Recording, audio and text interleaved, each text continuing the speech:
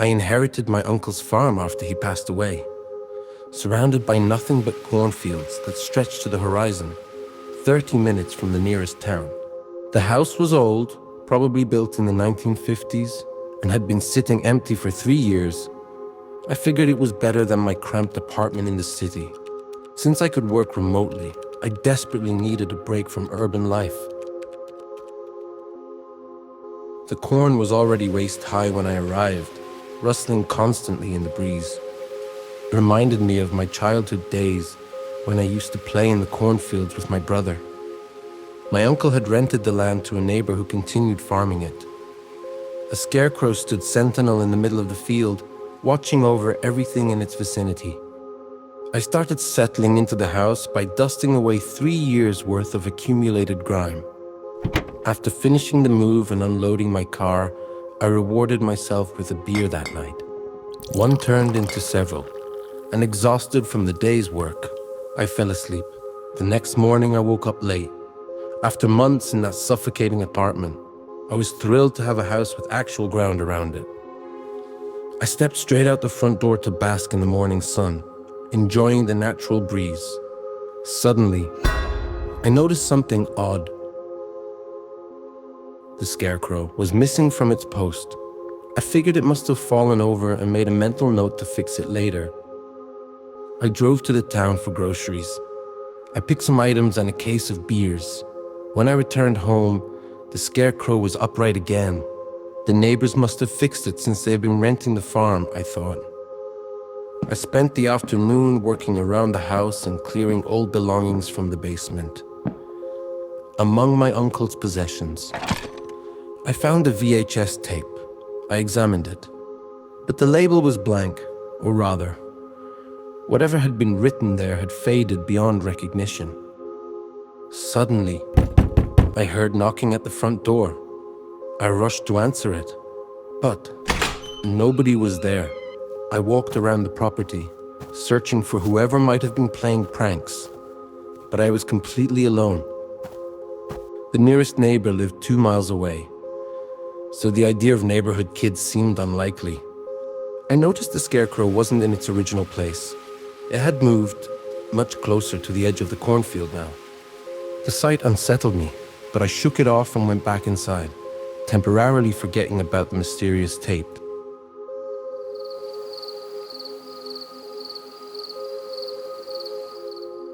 That night, I began hearing rustling in the cornfield, as if someone was walking through the stalks.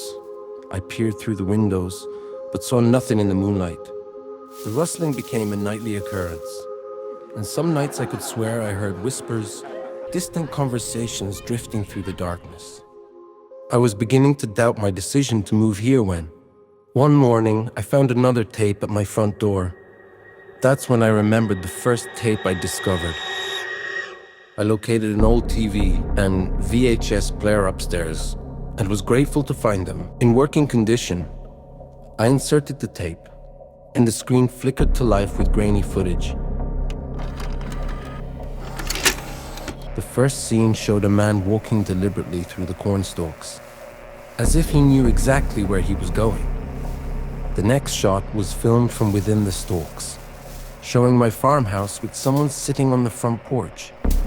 The grainy quality made it impossible to identify the figure. Suddenly, the person on the porch turned toward the camera. The cameraman gasped audibly and began running frantically through the corn stalks.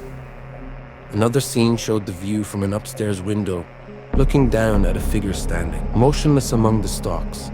The camera struggled to focus, but when it finally adjusted, the figure was clearly staring directly at the lens. The camera jerked away abruptly, showing only blur and then black screen. The tape ended, leaving me completely baffled. It could have been a prank, but the man in the video looked oddly familiar. I inserted the second tape I'd found on my doorstep, still hoping this was all some elaborate joke. The footage was even more disturbing. More scenes of someone moving through the cornstalks, until a clearing revealed an abandoned house structure. The cameraman entered to find several high-end computers running inside. distant conversation echoed from upstairs before the screen faded to black. The next scene showed someone running through the stalks again. Then came footage from inside my farmhouse, filming my uncle. There were several short clips of my uncle going about his daily routine, but one segment shocked me most. My uncle speaking directly into the camera, mumbling something I couldn't understand. In another clip, my uncle appeared again, but there was a figure in the background. Too grainy to determine if it was actually a person or just a hanging coat. The final segment showed my uncle speaking clearly to the camera. I need to get away. I need to get away from here. I need to get away. I need to get away!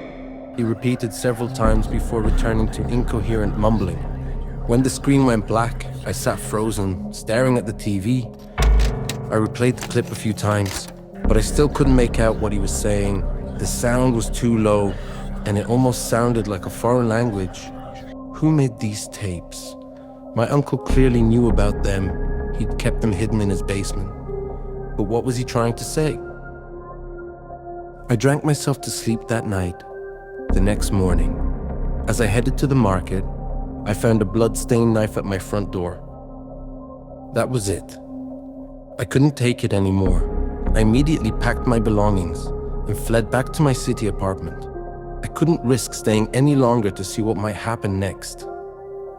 I couldn't bring myself to call 911 or ask for help from anyone in town. My dream of peaceful country living was shattered, and I saw no point in staying. Sometimes I still think about that incident. I remember asking my mother about the cause of my uncle's death.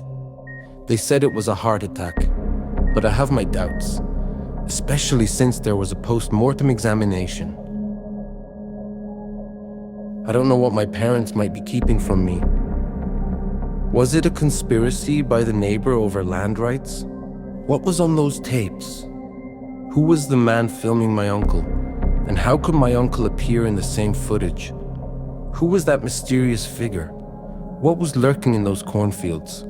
And why were there high-end computers in an abandoned house in the middle of nowhere? A month later, I finally got access to my uncle's post-mortem report. It mentioned severe heart trauma, but some sections of the document had been blacked out with a marker, and the official time of death was incorrect. What was really going on? I may never know, as I'm never returning to that house, ever again.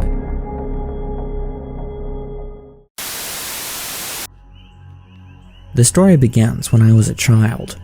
My father at the time was a big hunter and trapper in the woods nearby. He would set traps for small game out in the woods. I remember one evening my father coming in late from checking his traps. His hands and shirt were covered in blood. Thankfully the blood wasn't his, but of that of an animal that had been caught in his trap and something bigger eating it. I remember from that night on that the woods were off limits to us kids. This was quite awful, since my brothers and sisters often played in the woods nearby. I remember asking my father why we weren't allowed in the woods, and he always gave the same answer. It wasn't safe. Over the next couple of years, my father would stop hunting altogether. Hunting was something that my father and his family were quite passionate about. To see him no longer interested in his most favorite hobby was quite disturbing. Something happened in the woods that had spooked him entirely, and he wouldn't tell us what it was. I remember one Halloween, I was 15, that my brother and my friends decided to go out into those woods and stay the night in our treehouse that we'd built many years ago.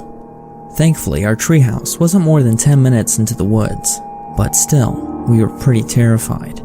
Knowing that there was something out in the woods that spooked my father gave me the creeps. Before we entered the tree line, I already had the feeling of being watched, but I didn't say anything. I didn't want to be labeled the coward in our friend group. At this point, the sun had set, so it was dark out. We had our flashlights to guide us, but the woods were so thick that it seemed to swallow all the light that the lights gave off. The 10-minute walk into the woods felt like forever. Maybe it was further back than I remembered, or maybe we were just scared. Finally, we reached the treehouse. The treehouse seemed smaller than I remembered, and it looked quite weathered, but overall, it looked to be in decent condition. We climbed the ladder to our treehouse and went inside. While inside, my friends and I found all of our favorite toys that we'd left there years ago. We had a brief rush of nostalgia hitting us all at once. For a very brief moment, we felt like we were younger kids and completely forgot that we were in the middle of the woods at night. While we were exploring the treehouse and playing with our toys, we heard a scream coming from the woods. The scream sounded close. It was a type of scream you wouldn't typically associate with a human, especially out in the woods at this hour of night. All of us were silent. Out of fear of being spotted, all of us turned off our flashlights. We were now out in the middle of the woods at night with no lights on, with something outside. At least we were remotely safe in the treehouse, or so we thought. The treehouse provided a false sense of security. Whatever it was out in the woods probably wasn't capable of climbing the ladder. After coming to this realization, my friends and I felt that we were safe enough to turn on our flashlights. After peering around in the woods for a few minutes and not seeing anything, we decided that we've had our fun and to turn in for the night. This would mean that we'd have to climb down from our safe spot in our treehouse, down into the woods. We were no longer wanting to stay in that treehouse, but no one was wanting to be the first one down into the woods. We picked my brother, who happened to be the smallest in the group, to be the first one down into the woods. We all promised to watch guard and make sure that nothing got him. I'm not entirely sure if my brother believed what we were saying, but he decided to go down anyways. As my brother descended into the woods below, I began to have that feeling again of being watched. That feeling of being watched was now accompanied with the smell of rotting flesh. I couldn't exactly see whatever it was, but I knew it was out there. Not wanting to scare my brother, I didn't say anything, and let him continue climbing down into the woods. Once at the bottom, my other friend decided to go down. When my friend was around halfway down, he stopped dead in his tracks and shined his flashlight off into the woods. All of us gathered around to see what he was looking at, but we couldn't see anything. Everyone was silent and intently looking for any type of movement. That's when we saw it. At first it looked like a deer, but all of its flesh had rotted off of its face. The deer's mouth was unusual. Instead of having dull teeth, it had sharp fangs. All of our stomachs dropped. It was as if we were looking at death itself. My brother, being on the ground, was not able to see what we were looking at. He had no idea that the creature was only a few meters away from him.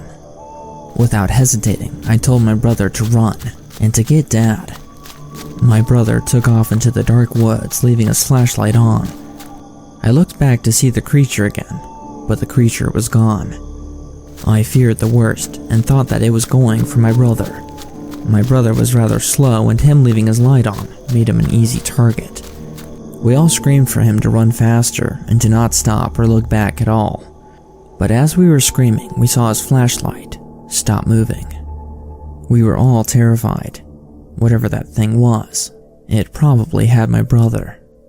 The time that this story took place was before cell phones, so calling for help was out of the question. We were sitting ducks in that treehouse. About 10 minutes later, that smell of rotting flesh came back again. We turned off our flashlights so that we wouldn't give away our position. I think the thing knew that we were out there, but didn't know that we were in a tree.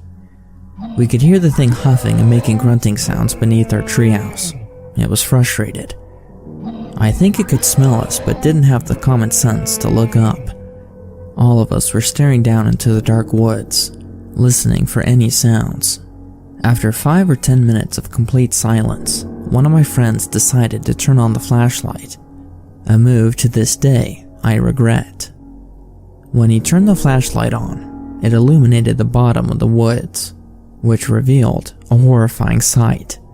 The gross and decrepit creature was next to the ladder, looking up at us.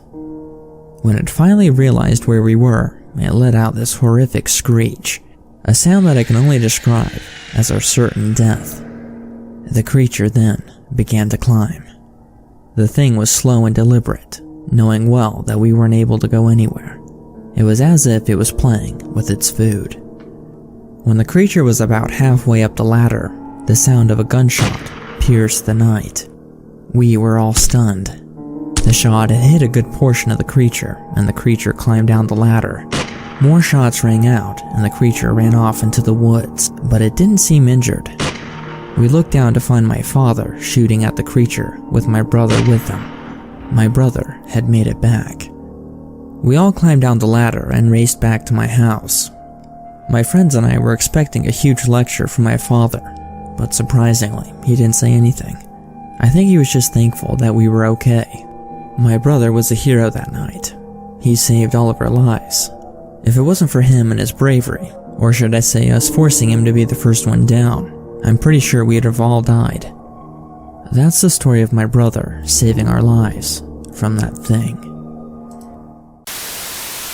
My name is Alex, and this story takes place when I was just 16. Autumn had always held a special place in my heart. I adored watching the last crimson leaves cling to the skeletal branches of trees. It was a season filled with beauty and melancholia. And for me, bored in my small town life, there was nothing better than soaking in the scenery. My friends Jake and Maya, however, had grown weary of my restlessness. They insisted that I needed an adrenaline rush to shake things up.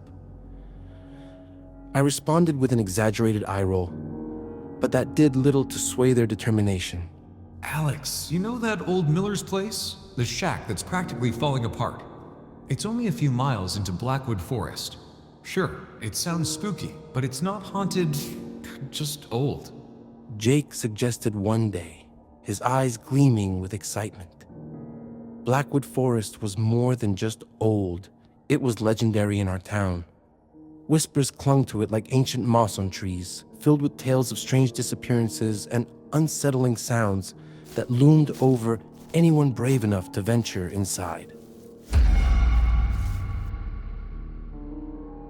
The old Miller's place was a logging cabin abandoned over 50 years ago, rumored to harbor a dark soul trapped within its walls. Normally, I'd scoff at ghost stories, but the thought of being alone in that eerie place, surrounded by the forest's whispers, sparked something deep inside me. It wasn't a dare from Jake or Maya, but rather a challenge I set for myself. So on a brisk Tuesday afternoon, I grabbed a small hiking bag and filled it with essentials: a flashlight, a compass, a bottle of water, and my dad's old hunting knife. As I stood by the front door, double-checking my gear for this adventure I was about to embark on, I called out, "Dad, I'm just going for a long walk." He didn't seem worried. After all, I had a knack for enjoying long walks during the autumn season. The crunch of fallen leaves beneath my feet signaled that I had stepped onto the familiar and well-trodden paths of Blackwood Forest. As I inhaled deeply, the crisp scent of pine trees with the damp earth was a refreshing exhilaration that made me grateful to be out in nature. However, as I pushed deeper, the atmosphere began to shift. The woods grew denser, and the sunlight dimmed, with the vibrant oranges of the outer edges giving way to stark browns and grays that felt almost foreboding. Before long, it seemed as though the trees were closing in around me, their branches intertwining overhead to form a skeletal canopy that obscured the sky, making it feel like I was stepping into another realm. The air turned colder, and the silence thickened, reminiscent of something out of a horror film. Yet, I refused to let fear make me feel like a timid mouse, so I pressed on, determined to confront whatever lay ahead. By the time I reached the Miller place, the sun had dipped below the horizon, casting the western sky in shades of bruised purples and fiery reds. The cabin appeared just as people had described it, yet somehow even worse than I'd imagined. It wasn't merely old or decayed, bore the scars of time and neglect. The front porch sagged precariously, overtaken by invasive vines that seemed to be reclaiming the structure for nature. The windows resembled gaping, empty eye sockets, and the roof had collapsed in several areas. A chill ran down my spine, and I sensed that this unease had little to do with the autumn air. Something felt profoundly wrong, but I couldn't back down from the dare that had brought me here. I realized that the hunting knife tucked away in my hiking backpack would likely be useless against whatever I might encounter inside the cabin. Yet the whisper of challenge in my mind urged me to move forward. With a deep breath to steady myself, I approached the Miller place and pushed open the flimsy, rotting door. It groaned in protest before crashing to the ground with a startling thud. A thick cloud of ancient dust billowed up, catching the feeble rays of sunlight that managed to penetrate the gloom. The interior revealed a large room strewn with debris. There was a broken table, a rusty chair, and what appeared to be the remnants of a cot, all coated in a fuzzy layer of grime. I called out a hesitant hello, but my voice was swallowed by the oppressive silence, sounding thin, almost childish, and completely out of place. There was no reply, just the wind whistling mournfully through the gaps in the walls. I reached into my hiking backpack and pulled out the flashlight, its beam a feeble spear against the encroaching darkness. As I swept it around the room, something caught my eye in the corner, glinting faintly. I made my way over to a pile of rotting newspapers, using my free hand to shift them aside while the flashlight illuminated my path. That's when I spotted it, an old, tarnished locket, half buried beneath the debris. I picked it up, its weight surprising me. The locket felt cold to the touch, and as I directed the beam of light onto it, I noticed its golden hue when I pried it open with my free hand. I was met with a faded, blurry photograph of a little girl. She couldn't have been older than 7. There was something unsettling about her solemn gaze. I felt an inexplicable urge to keep it, quickly shoving it into my pocket. Before long, the sunset surrendered to full darkness, and the temperature inside the Miller place dropped significantly. I tried to convince myself that it was just the open roof or the drafty walls, but a prickling sensation crawled across my skin, making me uneasy. I felt the unsettling impression of being watched. Every creak and rustle of the leaves outside sent a jolt through me, making me jump at the thought of something sinister lurking nearby. Realizing it was time to leave, I turned toward the entrance. But then a loud thump echoed from the back of the room near the crumbling fireplace. I spun around, flicking my flashlight beam wildly, but all I could see were the dusty shadows dancing under the wavering light. I tried to call out a hesitant, "Hello," but my voice came out as nothing more than a whisper. That's when I heard it, a faint, almost imperceptible sound, like the giggle of a child. It seemed to come from everywhere at once, and the playful sound sent goosebumps racing across my skin. This couldn't be a child or my friends. I was all alone in this desolate area. Panic began to set in. This place was no longer just an old logging cabin. There was something, or someone, here with me. I tried to rationalize it. Maybe it was the wind, or a wild animal, or perhaps my imagination was running wild. But then I heard the giggling again, this time much closer. A rhythmic tapping sound echoed from directly above me, seemingly emanating from the collapsed ceiling. My breath hitched in my throat, and in a surge of instinct, I bolted, bursting out of the Miller place. I plunged into the dense darkness of the Blackwood forest. The moon was just a sliver in the sky, barely illuminating the skeletal branches overhead. I swung my flashlight around, but it barely helped. The trees, once majestic, now loomed like grasping claws, their branches reaching out to snag my clothes as I stumbled through. The ground, which had felt like a soft carpet of leaves earlier, transformed into a treacherous crunching trap.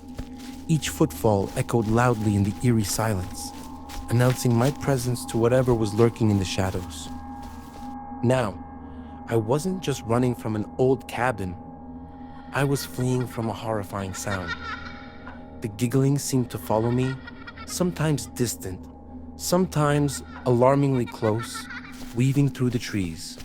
But it was now mingling with another sound, a heavy, dragging noise. It sounded as though something heavy was being pulled across the forest floor. The rustle of leaves around me wasn't matching my frantic escape. As I stumbled, I went headfirst into a pile of damp leaves, feeling my flashlight slip from my grasp and vanish into the all-consuming darkness around me. My heart raced, tight knot forming in my chest as I frantically searched for the flashlight. My hands brushed against the cold earth, sharp twigs, and jagged rocks, desperation fueling my movements. Fortunately, the flashlight had rolled beneath a thick bush, and since it was a heavy-duty tactical model, the beam persisted, illuminating a small patch of ground. That's when I noticed it, a single, muddy boot print. It was too small to belong to an adult, and of course, animals didn't wear boots. A chill ran through my veins.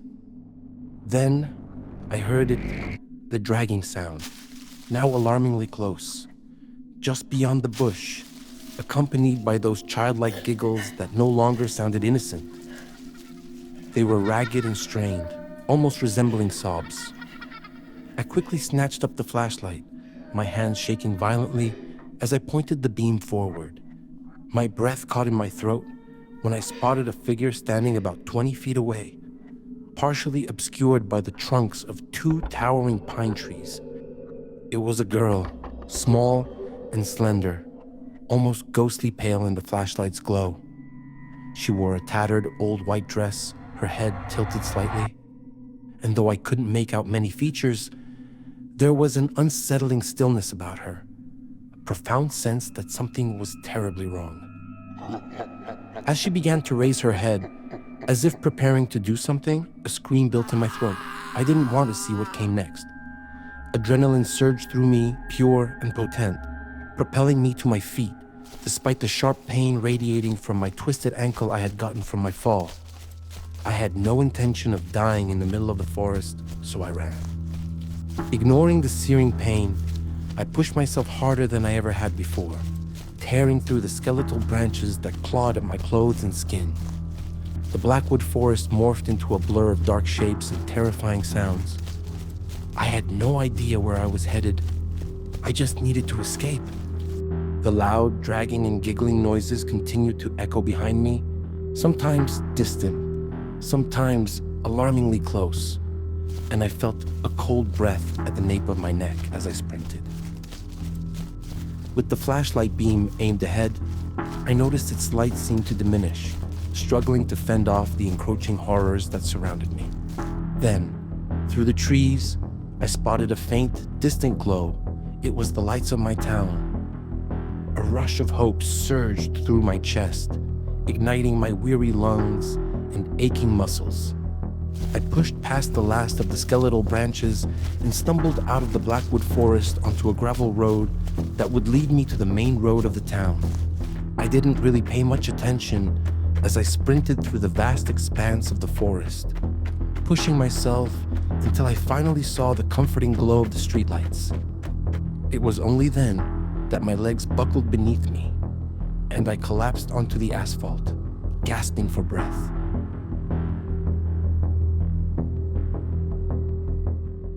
The details of my walk back home were a blur, but the overwhelming joy that washed over me as I spotted my house, its warm lights glowing invitingly, is something I'll never forget as I stepped onto the front porch. I slipped inside, and to my surprise, my dad was still glued to the TV.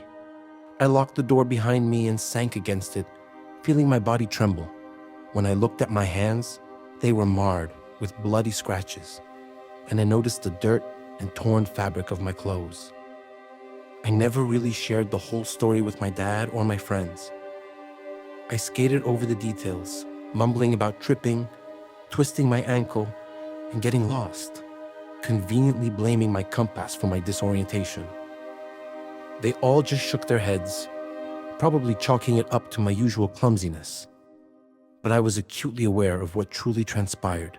My skepticism had been shattered in the terrifying depths of Blackwood Forest, replaced by chilling certainty that some things are best left undisturbed. It's been 2 years since my last adventure at the Miller place, yet that locket remains in a drawer, a haunting reminder of that fateful night in the forest which revealed its true, chilling nature. I still wander through Blackwood Forest, but I never ventured deep enough to catch sight of the Miller place again. Sometimes, when the wind howls just right, I could swear I hear a faint, childlike giggle lingering at the edge of my hearing, a sound that has become a permanent resident in the back of my mind. I am safe, I tell myself. I made it out. Yet a part of me, the part that clings to that locket, knows I left a piece of myself behind in those dark autumn woods. I'll never truly be the same again.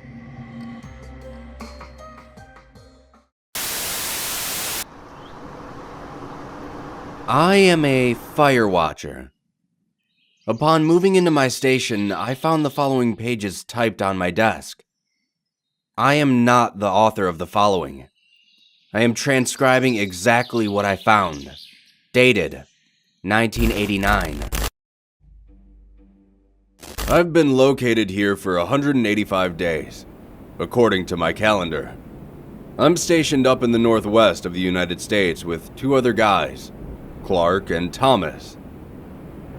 185 days. That's 5 days longer than our stint here should have been. Normally, they rotate us out every 180 days. We were supposed to be picked up by helicopter 5 days ago, but it still hasn't come. I started writing this logbook, journal, whatever, because we're overdue for our evac. Or so we think. Maybe we messed up the calendar somehow. It's possible. Our main radio stopped working on day 179. Get up! I see smoke! Bleary-eyed, I saw Clark standing over my bunk. I could see the orange slits of light reflecting on his torso, signaling to me that it was the early morning. Come on, Teddy, get up! Smoke! Smoke, huh? I said, still half delirious. Yeah, smoke. A really small stream of it, maybe a mile southeast. His eyes were wide and brighter than the sunlight on his uniform. I pulled myself out of the bottom bunk and wandered over towards the window. I didn't even need my binoculars to see the small sliver of smoke creating a shadow in the early sun's light. In 185 days, it's only the second time we've seen a potential fire. For those of you who don't know what a fire watch tower looks like, it's basically a wooden cabin, elevated about 100 feet in the air. Ours has a staircase that wraps around the structure beneath the cabin.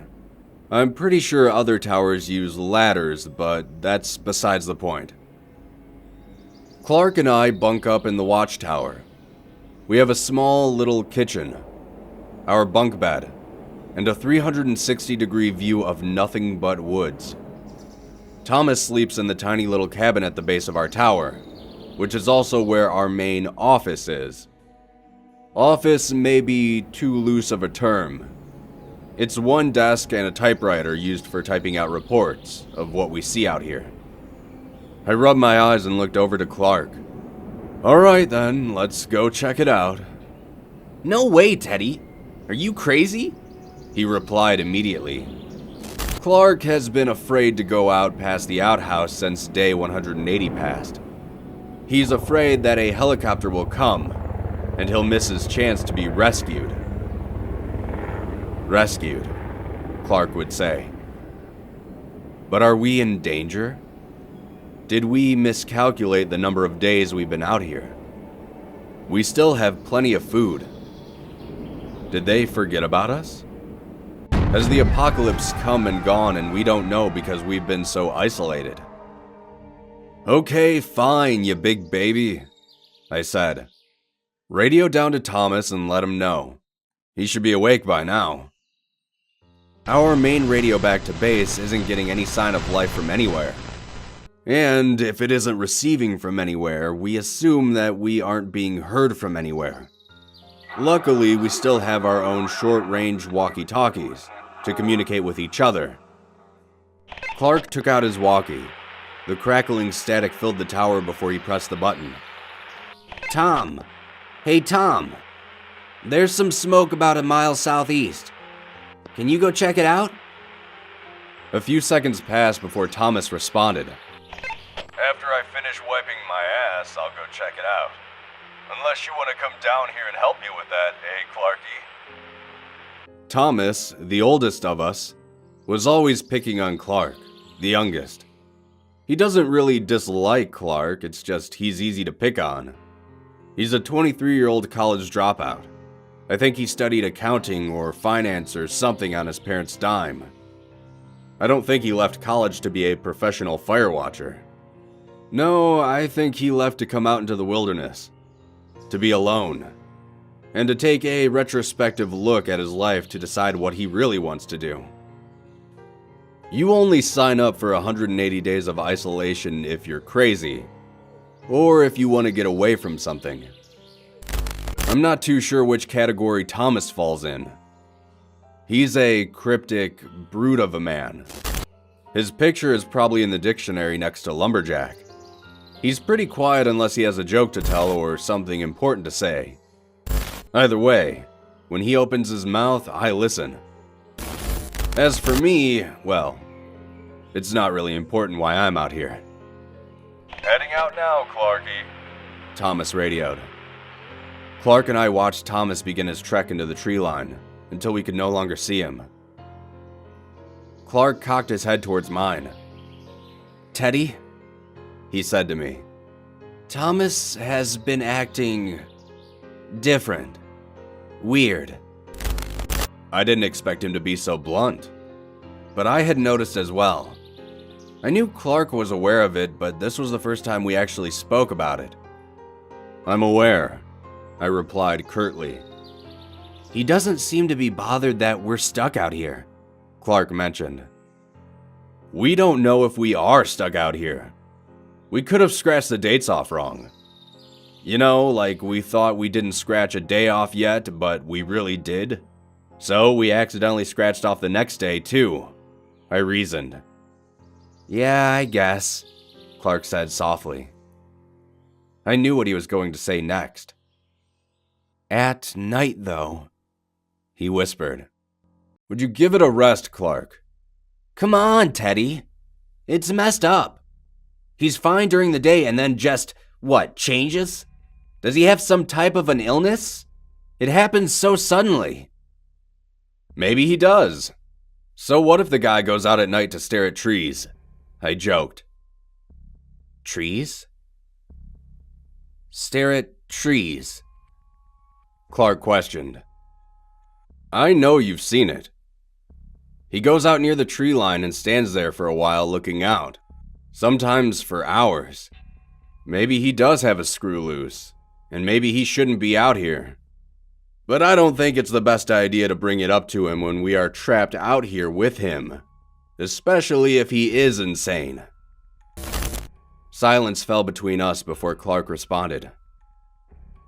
I didn't know he stares out at the forest, he said to me in a soft voice, and eyes wider than when he woke up this morning. Oh. Wait, what? What were you going to say? At night, he stammered. He comes up the stairs. I looked over to our half-open door leading out into the staircase, letting a cool breeze in. What? What? He comes up the stairs and just looks at us, stares at us through the windows.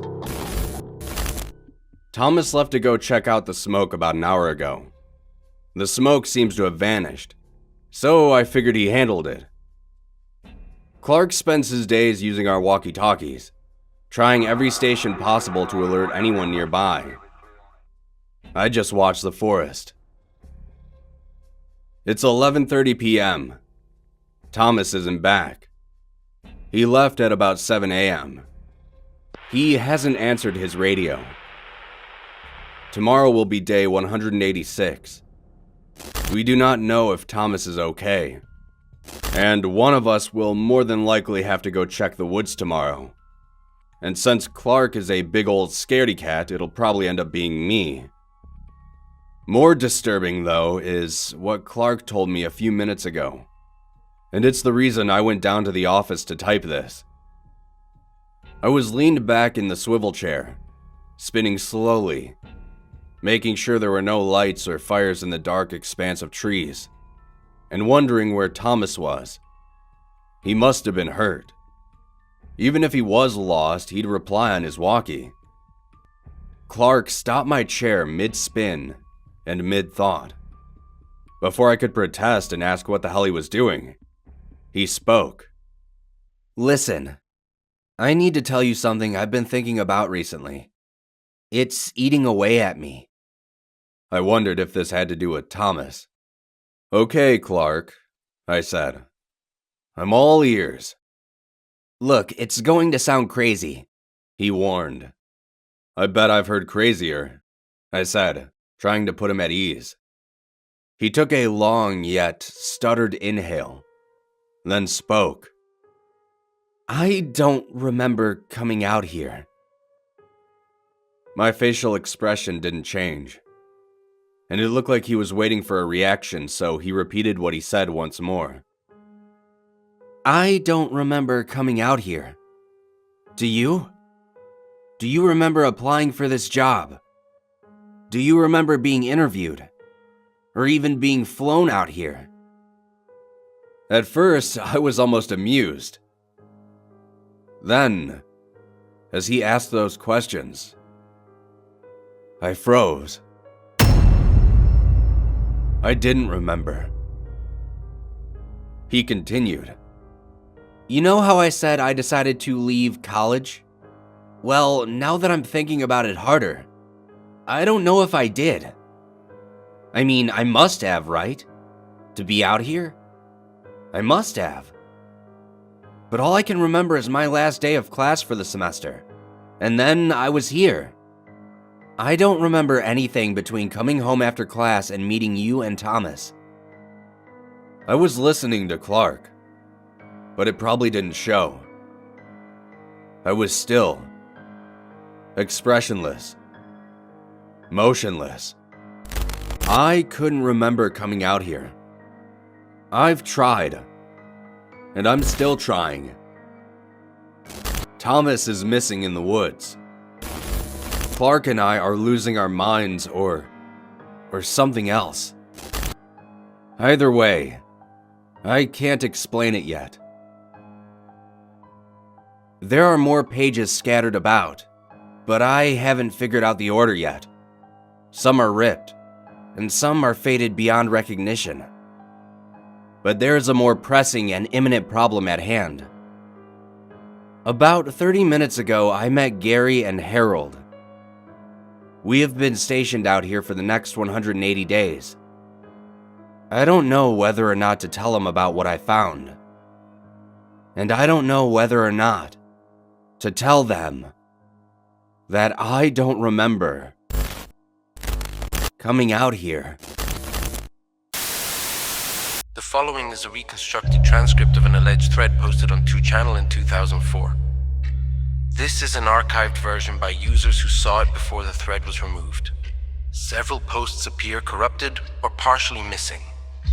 The poster began anonymous, later using the name Hasumi. This may just be my imagination. Can I post it anyway? Go ahead. What's going on? I've been riding the same train every night after work.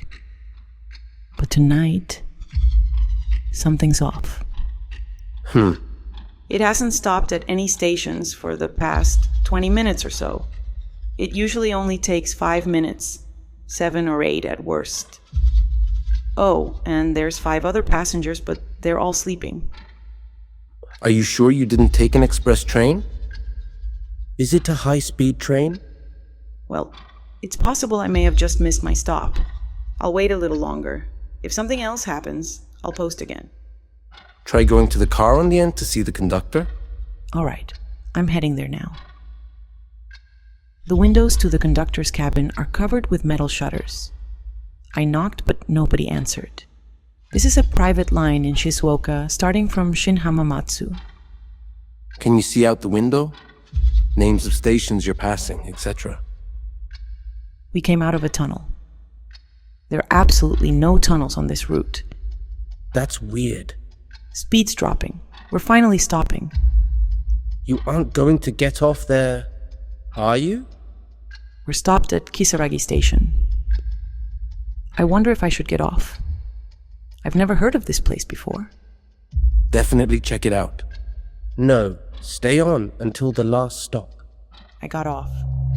The sign is rusted, like decades rusted. The platform is abandoned. The windows of the train are painted black. Strange. Get back on the train. The train left while I was typing, without making a sound. I'm not finding any information on Kisaragi Station. Yeah, I'm not getting any results for Kisaragi Station. I'm looking for a schedule so I can get back, but I can't find one. It's freezing and dead silent. The emergency phone has no wiring inside the box, just an empty shell. What kind of station has a fake phone? Is there anyone nearby or any buildings? Find the station office. Found the office. There's a window, but it's black inside, like there's no room, just a void. What kind of place is that? I'll look for a taxi from outside the station. Sounds good. Keep us posted. There don't seem to be any taxis anywhere. Outside is abandoned too. There's nothing. Just mountains. Call 110? I called home and asked to be picked up, but neither of my parents seem to know where Kisaragi Station is. They'll look for it on the map so they can come get me. I checked online too, and the name Kisaragi Station isn't coming up. Am I wrong in assuming it's around Shin Hamamatsu? It's definitely called Kisaragi. Apparently, it's written with the kanji for devil, but it's read Kisaragi. Devil Station? Oh my. Walk back along the track. I'm waiting for my parents to call while walking along the track. There must be houses around the station, right? All I can see are fields and mountains. But I think I'll be able to make it back if I go down the track, so I'll keep pushing on. There are old stone statues lining the path, their faces scratched off. The tunnel is ahead. Just be careful out there. I kinda think you shouldn't stray far from the station. It really might be safest to wait for daybreak at the station. Waiting all alone in the dead of night? And in some ominous place. My parents can't seem to find me, and I called 110 and tried my absolute best to explain the situation. But they thought it was all a joke and got angry at me. So I got scared and apologized.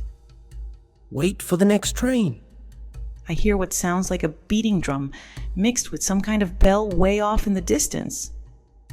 Honestly, I have no idea what to do at this point.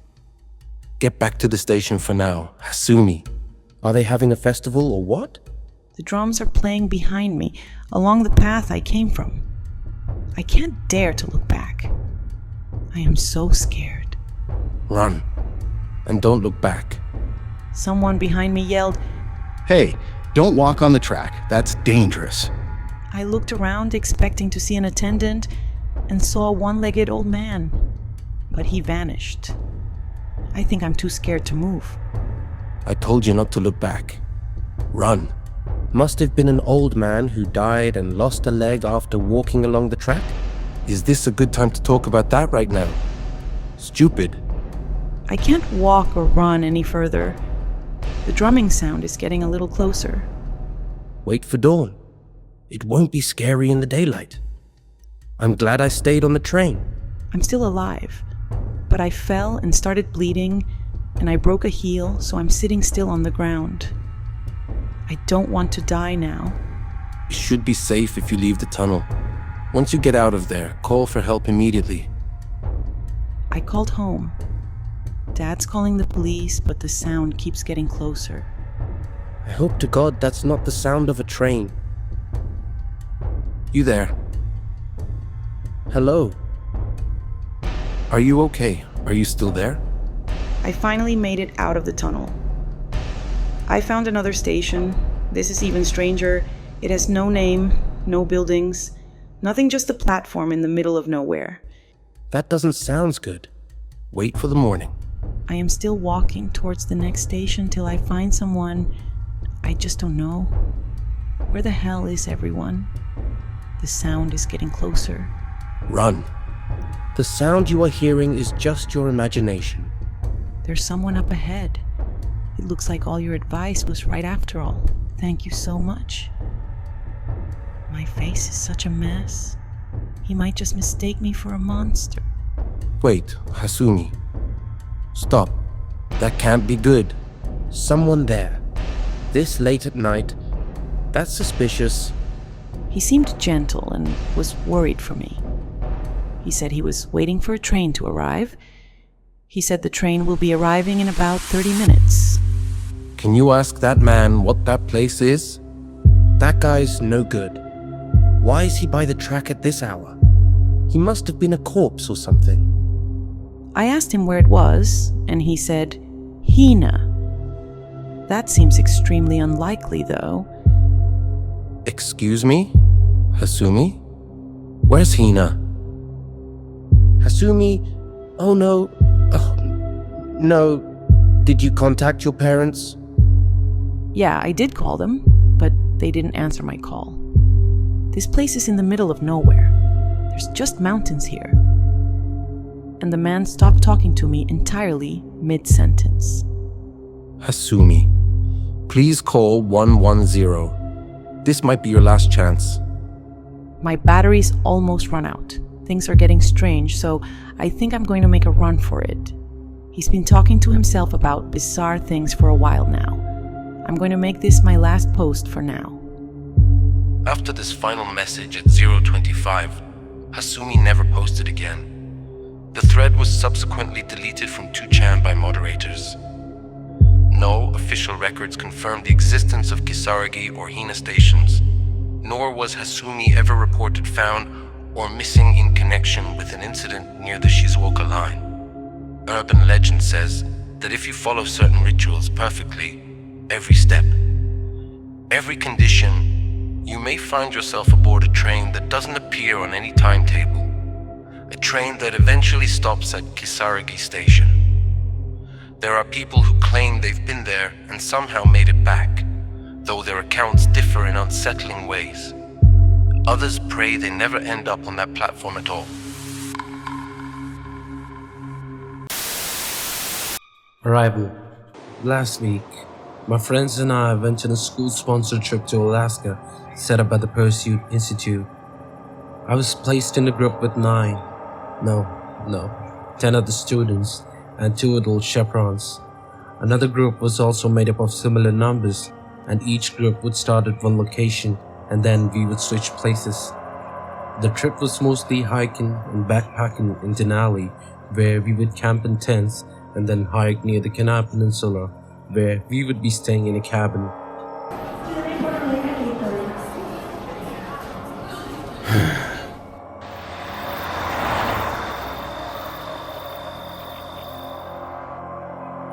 We converged in front of a supermarket, and the 2 groups swapped stories and shared some laughs. It was all fun, but I couldn't shake the feeling that something was wrong with the other group. It was all incredibly eerie, but no one seemed to notice. Hey, how was your trip at the cabin? It was good. We had a long hike, and you know what? The forest.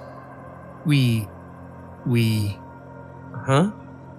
The stories were incredibly vague, but they would just stop halfway through, as if they caught themselves from mentioning something without even realizing it. When I tried to question them further or go into details about their trip, they would simply become dazed and say it was really all just a blur. Then getting defensive, they would ask me details about our trip so far. I scoffed and I tried to remember a specific event, only to find that I really didn't remember much either. I began listening to my group's own stories. We were just being as vague as them. It was all so strange that no one, not even I, immediately noticed one kid was missing from the other group. Suddenly though, it hit me. "Where's Josh?" Everyone turned to face me. Their eyes seemed glazed and cloudy. What they said next made my blood run cold. Who the hell is Josh? Yeah, like what? Given a nervous laugh, I turned to my own group for support, only to see they were looking at me with the same expressions.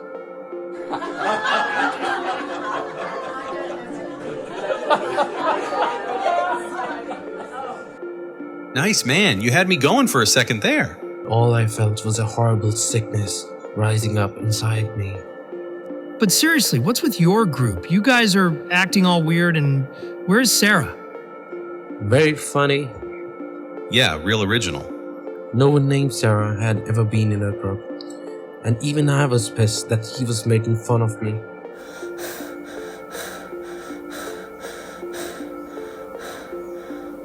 He looked at me.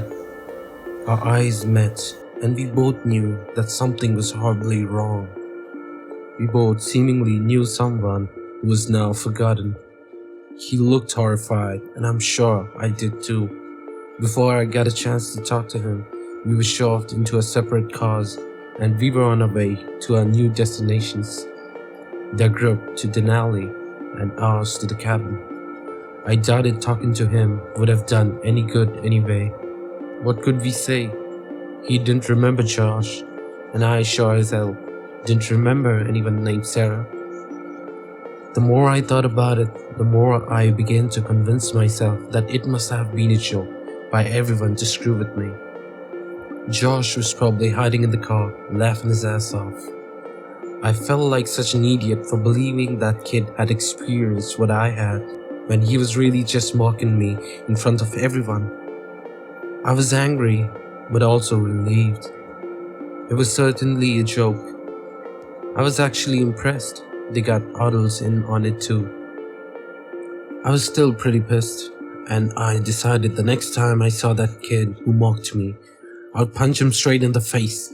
How dare he mess with me by making up someone? Sarah Duffy, yeah. My mind froze. Duffy? He had never said the last name. Where did I get that from? And why did it sound so familiar? What startled me was that I even had a face to put with the name. My mind suddenly exploded with pictures and memories. Sarah. She was my goddamn best friend. How the hell did I forget about her? I was clutching my head and gasping for air as everyone in the car looked at me and began yelling for me to calm the hell down. My mind felt like it was being smashed with a sledgehammer, and the more my memory cleared, the worse it got. The memories continued rushing back into my head, threatening to split my mind into two, until suddenly it was all over. I sat up and bleary-eyed looked around me. Everyone stared right back at me, terrified. Guys, Sarah Duffy. Please, dear God, tell me you remember her. God damn it, John. We thought you were having a seizure or something.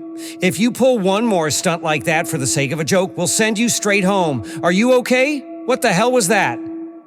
You guys don't know Sarah? She was my friend. She was your friend, for Christ's sake. Kevin, you made fun of her goofy hair right when we got off the plane in Anchorage. Please, for the love of God, tell me you remember that. That joke has run its course. Not one of them showed any signs of recognition. I tried to remember the last time I had seen her, but any recent memories were still elusive and blurry. We strapped our bags and set out on our 7-mile hike to where the secluded lakeside cabin lay. About an hour in, I suddenly fell to my knees and then collapsed to the muddy ground. I had been trying to remember when I had last seen Sarah, when it all came flooding back in a horrific wave of grotesque images and unimaginable terrors.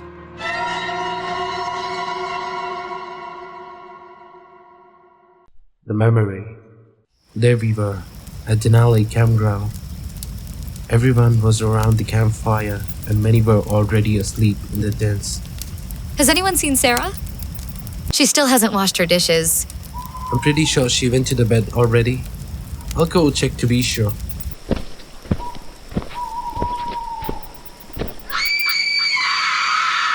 Without thinking, I immediately ran off into the forest after her.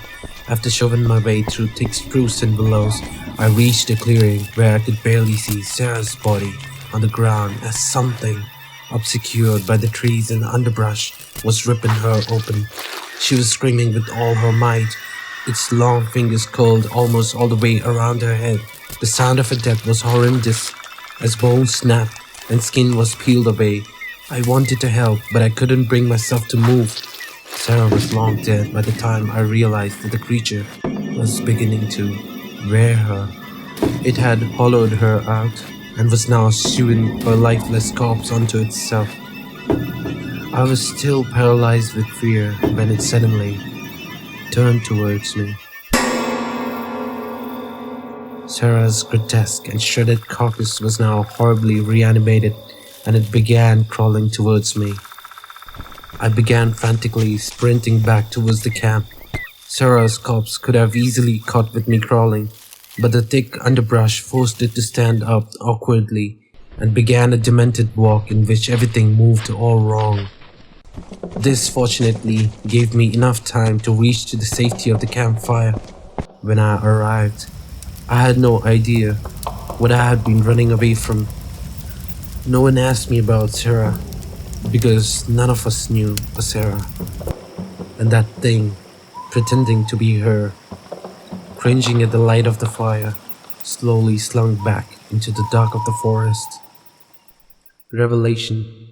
I bolted upright to people yelling, cursing, and struggling to their feet. I had fallen on the ground, and many people behind me tripped over my body. Oh god, I'm sorry guys. The ground is really slick here. Grumbles were heard, and several insults flew my way, but we eventually got up and continued moving.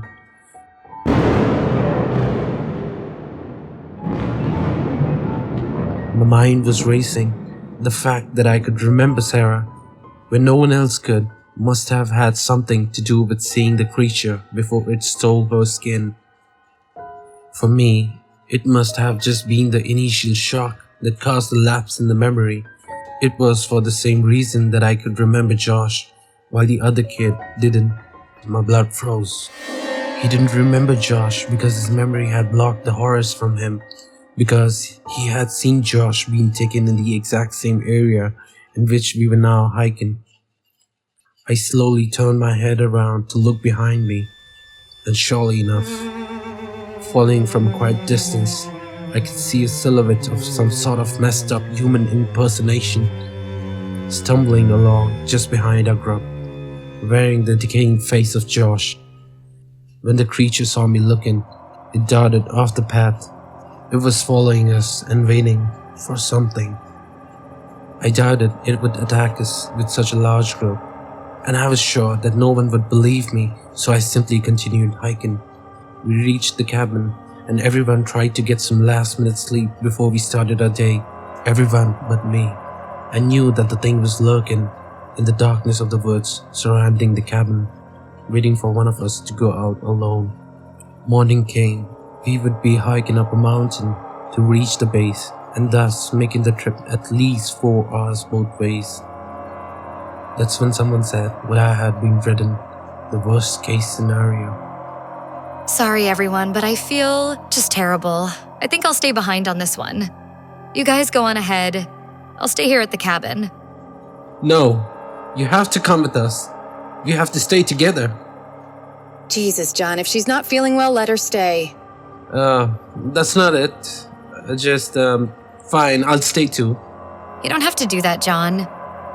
I'll be fine here alone. No, you won't! I don't want to go to this dumb hike anyway.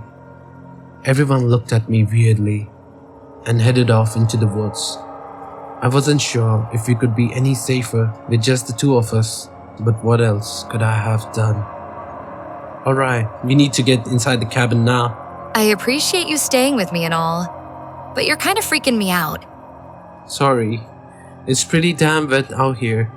We should really go inside. Yeah, that's a good plan. I better lay down for a bit.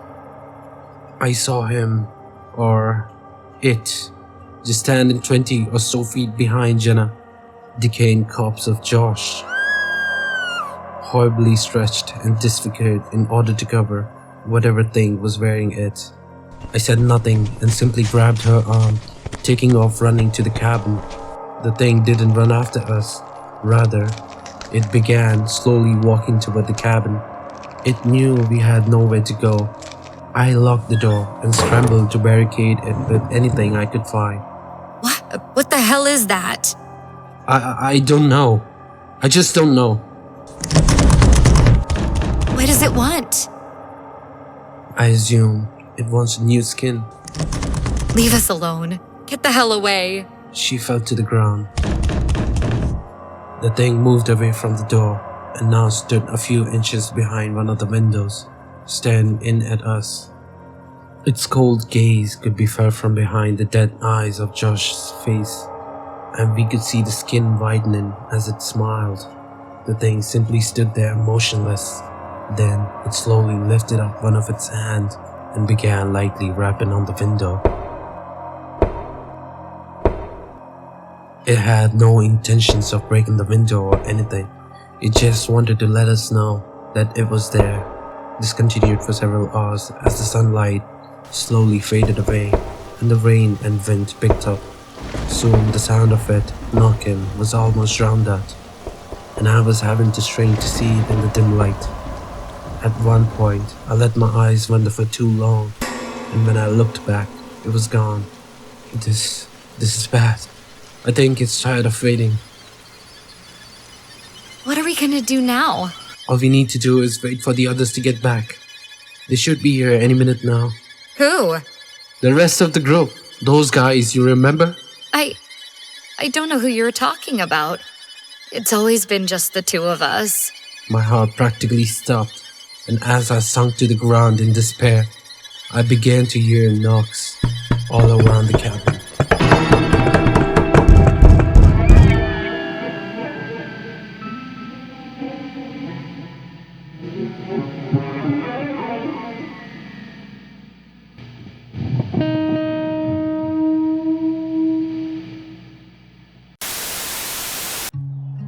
I don't know if I'm still in that cold place, or if it was a dream, maybe a prank to get my reaction, or hell, I might be dead for all I know. Let me start from the start. I'm a park ranger, and what happened to me that winter in Glacial National Park has haunted me ever since. I was a seasonal backcountry ranger back in 2023, fresh out of the training and eager to prove myself. My job is simple: patrol the snow-covered trails, check for avalanche risks, and make sure emergency shelters were maintained for any hikers who might get stranded. Most days were peaceful, and some days were even beautiful. The mountains wore their winter coats with a kind of quiet dignity that made you feel small but privileged to witness. But that peace was shattered one afternoon in late January when the weather report crackled over my radio, warning of a severe blizzard moving in faster than expected. I checked my map and realized I was close to Whitefish Cabin, an old emergency shelter tucked away at the higher elevation. It hadn't been officially checked in months, and I figured I'd make a quick detour before heading back to the base. As I trudged through the snow, the sky started turning black ominously above me, the first flakes of the coming storm starting to fall. About a quarter mile from the cabin, I noticed something that made me stop in my tracks. There were footprints, and these were fresh footprints, carving a path through the pristine snow towards the shelter. My pulse quickened. Nobody was supposed to be up here, with all the storm warnings, not deep in this back country, and certainly not without checking in at the ranger station first.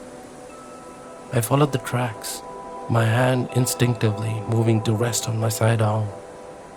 The footprints were odd, too widely spaced, as if whoever made them had been running or had unnaturally long legs. The cabin came into the view through the trees, a small withered structure that stood for decades against the winters. Smoke trailed from its chimney, thin and almost translucent against the darkening sky. Someone was definitely inside. I approached cautiously. I noticed, while there were plenty of tracks leading towards the cabin, I couldn't see any leading away. "Park Ranger," I called out, my voice sounding weak against the rising wind. "Is anyone here?" The door creaked open at my touch, revealing a dimly lit interior that smelled of damp wood and something else. Something metallic and faintly sweet. A can of beans sat on the small wood stove, still warm and half-eaten. A sleeping bag lay unzipped on the floor, as if its occupant had left in a hurry. "Hello?" I called again, stepping inside and closing the door against the biting cold. "This is Ranger Ryan Bennett. Is everything alright?" I got no response, and I couldn't shake the feeling that I wasn't alone. My eyes scanned the cabin, a table, 2 chairs, a small bed frame, and a window overlooking the valley below. There was something by the window that I noticed that made my blood run cold. Carved into the wooden frame was a single word: "Stay." The letters were jagged and deep, splinters still fresh around the edges. This had been done recently. I checked the perimeter outside, fighting against the wind. There were no snowshoes propped against the wall, no backpack, the sign of transportation. Whoever had come here had either continued on foot into what now was becoming a whiteout blizzard, or was still here somewhere. By the time I finished my search, the storm had arrived in full force. There was no way I could make it back to the base now. The trail would be buried within the hour. I was stuck here, in this cabin, with the possibility of something trapped here along with me. I radioed in my position, but the storm interfered with the signal.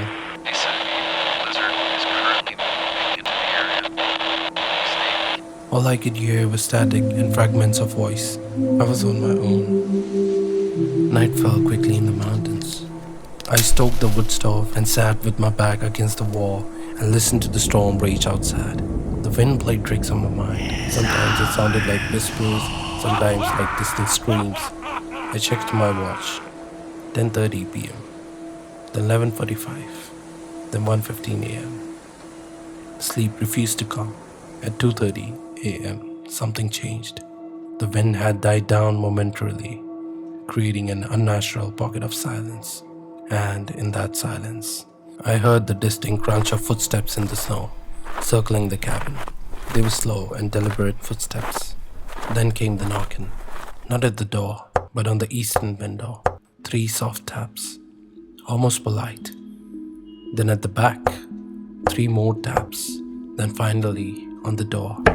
My mouth went dry. Who's there? Silence stretched for what felt like an eternity. Then came a voice from the other side of the door. "Ryan, it's me. Open up." A chill ran down my spine that had nothing to do with the cold. The voice was mine. It was my voice. Something wrong with it.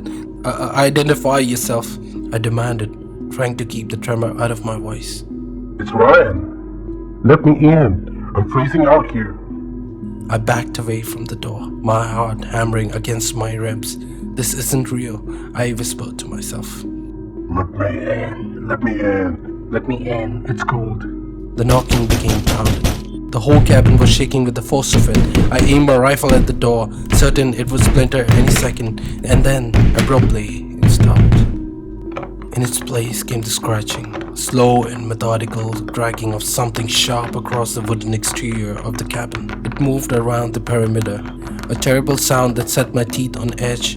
The radio buzzed to life. "Ryan, you need to listen Do not open the door. Do not step outside even if the voice is gone and the blizzard is over. I almost jumped by the sound of the radio, and secondly, because it was my voice yet again on the radio. Either I was going batshit crazy or something is terribly wrong out here. I didn't speak on the radio, fearing the thing outside would hear my voice and barge in.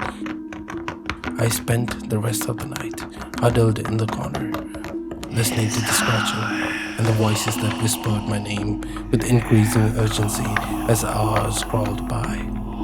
I know the thing outside was strong enough, judging by the pounding of the door, that it could break the door in 1,000 pieces.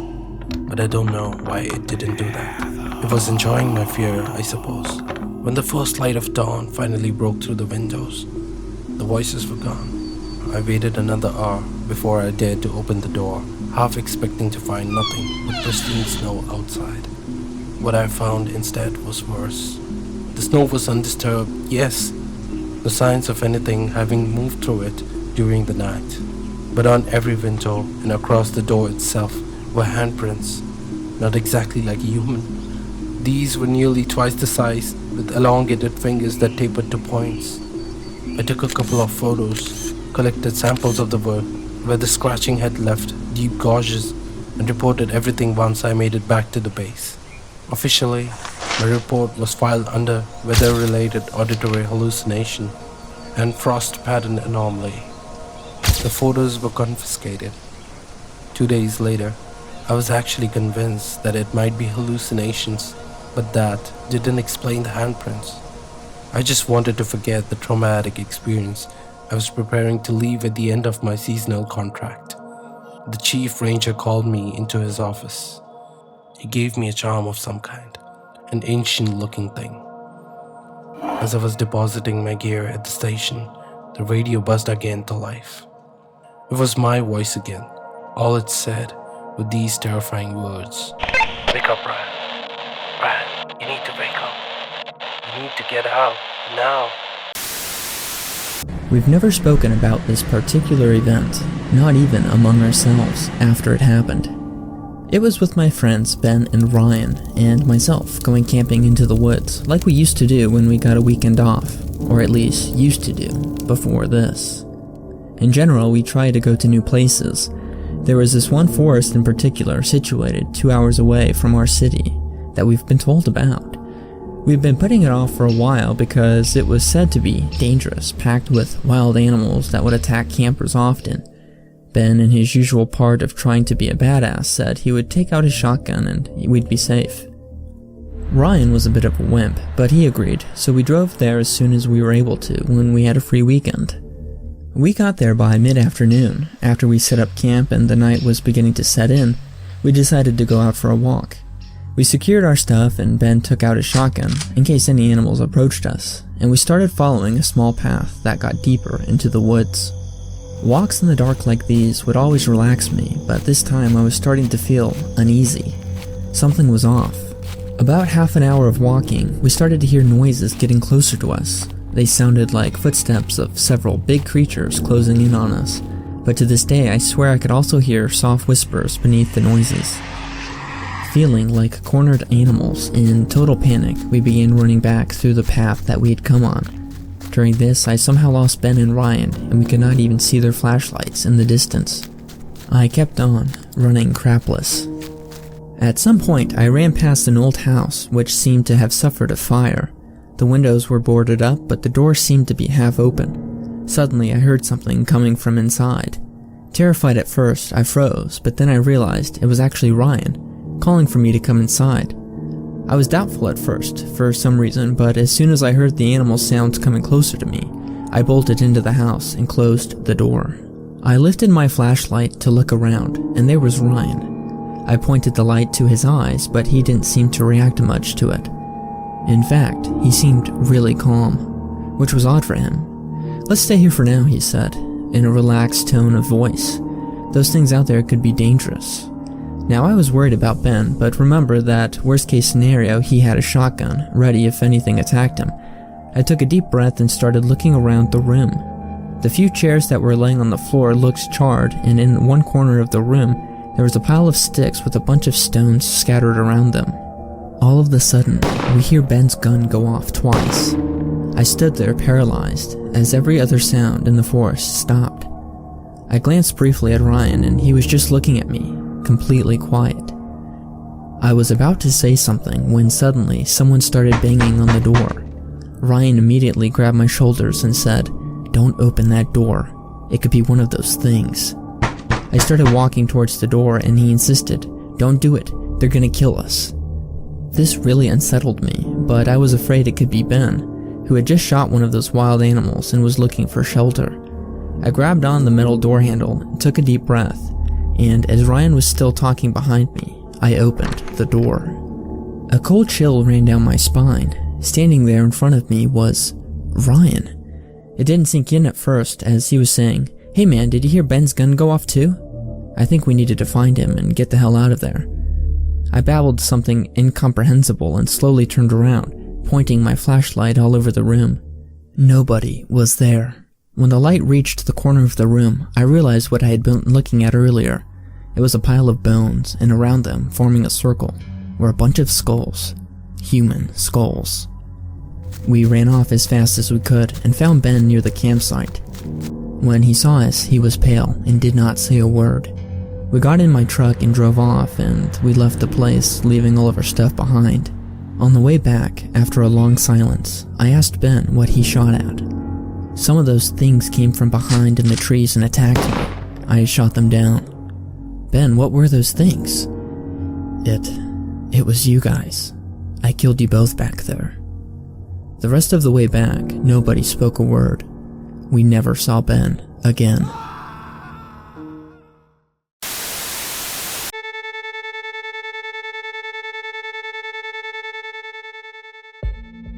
I wasn't supposed to talk about this. But after all this time, I feel like I owe the world the truth. Everyone keeps asking why we never returned to the moon. We went there in 1970, took our giant leap for mankind, and then we stopped. The official story is budget cuts, lack of interest, shifting priorities. All lies. I was part of the last mission in the 70s, though you won't find any record of it. The space agency has erased us from history, and for good reason. You'll understand soon enough. Entry Log 2. Commander Daniel Reeves, 23 UTC. The mission was codenamed Artemis 3, long before they revived that name. Our objective was simple: scout the far side of the moon, collect samples, and deploy equipment for future missions. It was supposed to be routine. There were 4 of us. Me, Dr. Elena Moore, Lieutenant Mike Harper, and Engineer Tom Parks. We landed without incident right on the edge of the far side where the light barely touches the moon. The landscape was alien, even more so than the familiar, sunlit regions. It was dark, cold, and silent. You see, in space, silence is a given. No atmosphere, no air to carry sound. But this was different. This silence pressed on us. You could feel it in your bones. It was like the moon itself was watching, waiting. Entry Log 3. Commander Daniel Reeves, 30 UTC. The first day went smoothly enough. We set up camp, deployed the lunar rover, and began collecting samples. It wasn't until our second day when things started to go wrong. Dr. Moore was the first to notice something off. She was scanning the horizon through binoculars, and I saw her freeze, lowering the lenses slowly. When I asked her what she saw, she hesitated before answering. There's something in the distance. Just a shadow, but it moved. I tried to rationalize the situation, and I told her it's probably just the trick of the light. But there's hardly any light on the far side. I assumed it must be her imagination, or her mind playing some tricks as it was her first mission. I did make sure to report it back to Earth. That night, the silence became unbearable. We made contact with Earth, reporting about the silence to the mission director. We were just simply advised to keep a log of it. We couldn't sleep. The air inside our suits felt too thin, even though everything read normal. The sound of our breathing echoed in our helmets like thunder. And that's when we heard the first knock. Entry Log 4. Commander Daniel Reeves, 2:15 UTC. Knock, knock, knock. 3 distinct taps, like someone, or something, was knocking on the outside of the lunar module. At first, we thought it was debris, maybe a piece of the module settling. But the rhythm of it was deliberate. Too deliberate. Tom insisted it was a mechanical sound from the module, probably a malfunction with the equipment. But Harper, the most grounded of us, looked pale. It's not debris. Something's out there. We checked the external cameras. Nothing, just the barren, desolate landscape. Another knock, louder, closer. Dr. Moore suggested we radio Houston. I hastily rushed to make contact, but a shiver ran down my spine. The comms were dead. I immediately ordered Tom to fix the comms, and that's when the realization hit us. We were completely cut off. No signal, no way to contact Earth. No one is ever going to know what's happening with us, and the knocking wouldn't stop.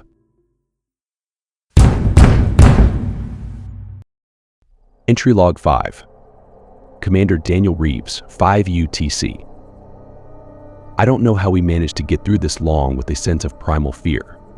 You see, the biggest fear of mankind is the fear of unknown. We didn't know what's out there, what's preying upon us, or what it wants. Every passing minute was a difficult moment to pass by. By the 3rd day, things had spiraled out of control. Tom and Dr. Moore tried their best at fixing the comms. They came to a conclusion that the communication system situated outside the module had been destroyed. Harper, who had a decade of military experience, was convinced something was stalking us. I had been working with him since a few years by now, and I never thought he would reach to such conclusion. He claimed to see shadows moving outside the module, though we checked through the cameras and saw nothing, just vast emptiness sprawled in front of us. At this point, after facing such an unnatural situation, I wasn't sure what to make of it, but it almost seemed easy to paint it as something was out there. The sound, it was clearly the sound of knocking, deliberate knocking. With no other option, we decided to venture out together, fix the comms and report the situation back to Earth. But soon as we got outside, Tom clarified the comms were intact. It was an impossible situation, and we had no more explanations to why the comms weren't working anymore. I commanded my team to find the source of the noise. The far side of the moon was a wasteland of craters and jagged rocks, and the deeper we went, the more uneasy we felt. It was like the moon itself was alive, pulsing beneath our feet. And then we found it. A structure, half buried in the dust, hidden in the shadow of a massive crater. It didn't look man-made, smooth, metallic, and ancient. It looked like it had been there for centuries, untouched by time. Symbols covered its surface, glyphs we couldn't recognize, and at the center of the structure was an opening, a door.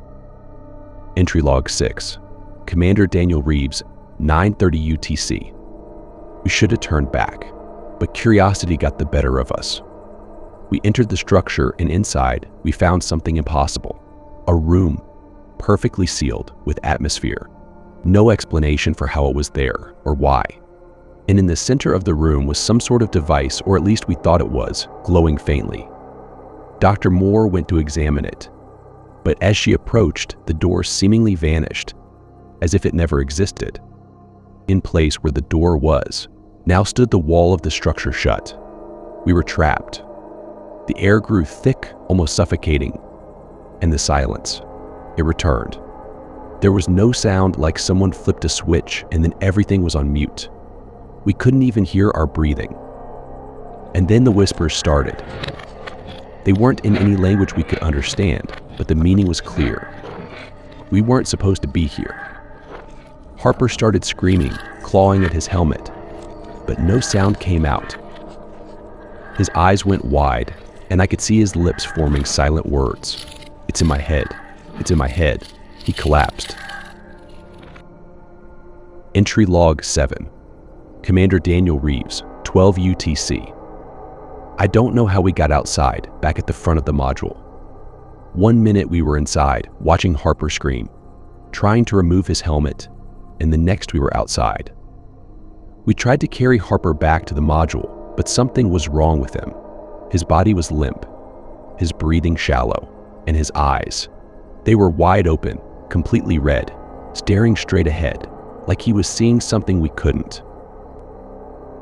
That's when the others started hearing the whispers, too.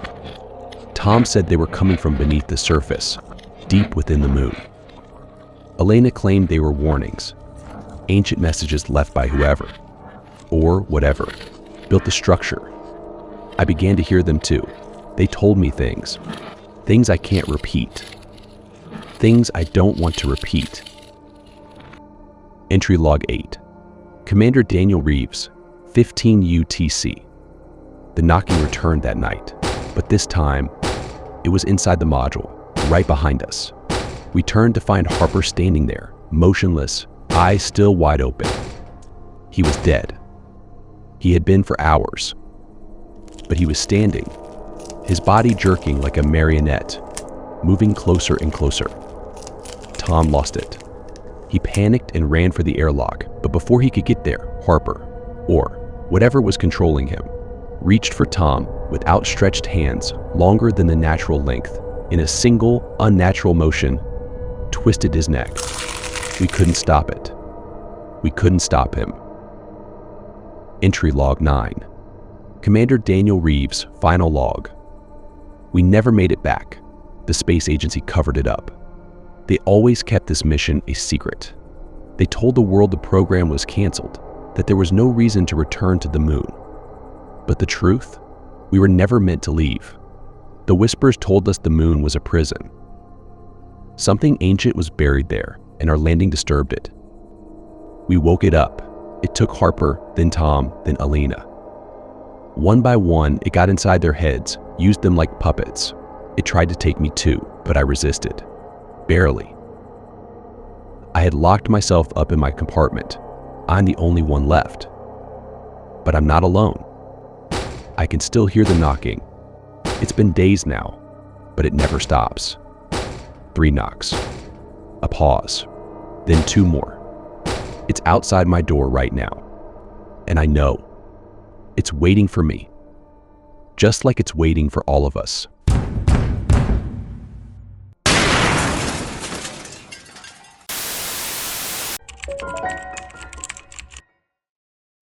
When I first pulled into the parking lot, the very first thing I noticed was how vintage the building looked.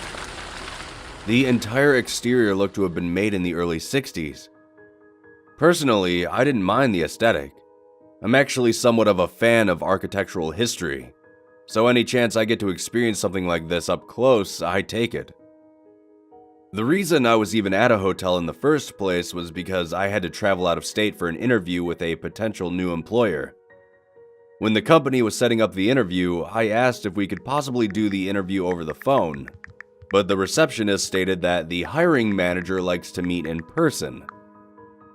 I was a bit apprehensive traveling such a distance just for a job interview, but the job seemed too good to pass up. The receptionist seemed to sense my concern and once again mentioned that the trip would be paid for, regardless if I got the job or not. They said they would put me in a hotel for the night, and I would do the job interview in the morning, then be free to stay another night or just travel back home. Did I mention the job was too good to pass up? I told them that it would be fine and I would leave as soon as possible. They gave me the address for the hotel which they had reserved a room for me. I thought that was somewhat odd as normally the person chooses a hotel and the company just reimburses them. My father traveled a lot for work. That thought didn't stick in my mind for long, however. They were giving me a couple free nights in a hotel after all. Stepping out of my car, I looked closer at the building before me. It wasn't immensely tall, like your typical hotel, nor was it super flashy.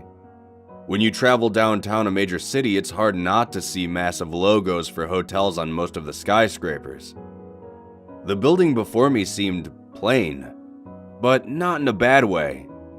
To me, it seemed like it was built during a time where there was only a need for one hotel for miles, so it didn't have to try as hard to draw in customers. Another oddity that stood out about this place was the absence of any name.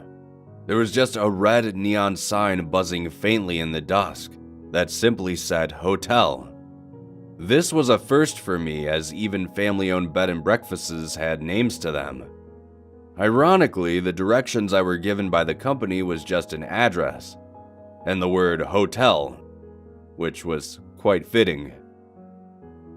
I walked up to the front door with my bag slung over my shoulder, and I turned the handle. The door creaked as if it hadn't been opened for a very long time. The creaking echoed through the lobby and up the adjacent stairwell. As I stepped inside, the dull yellow light bulbs on the walls struggled to illuminate every part of the lobby. It made me think that I was standing on a giant Winnie the Pooh. As I stared at the decorum, my attention was turned to a voice of a young woman saying, "May I help you?"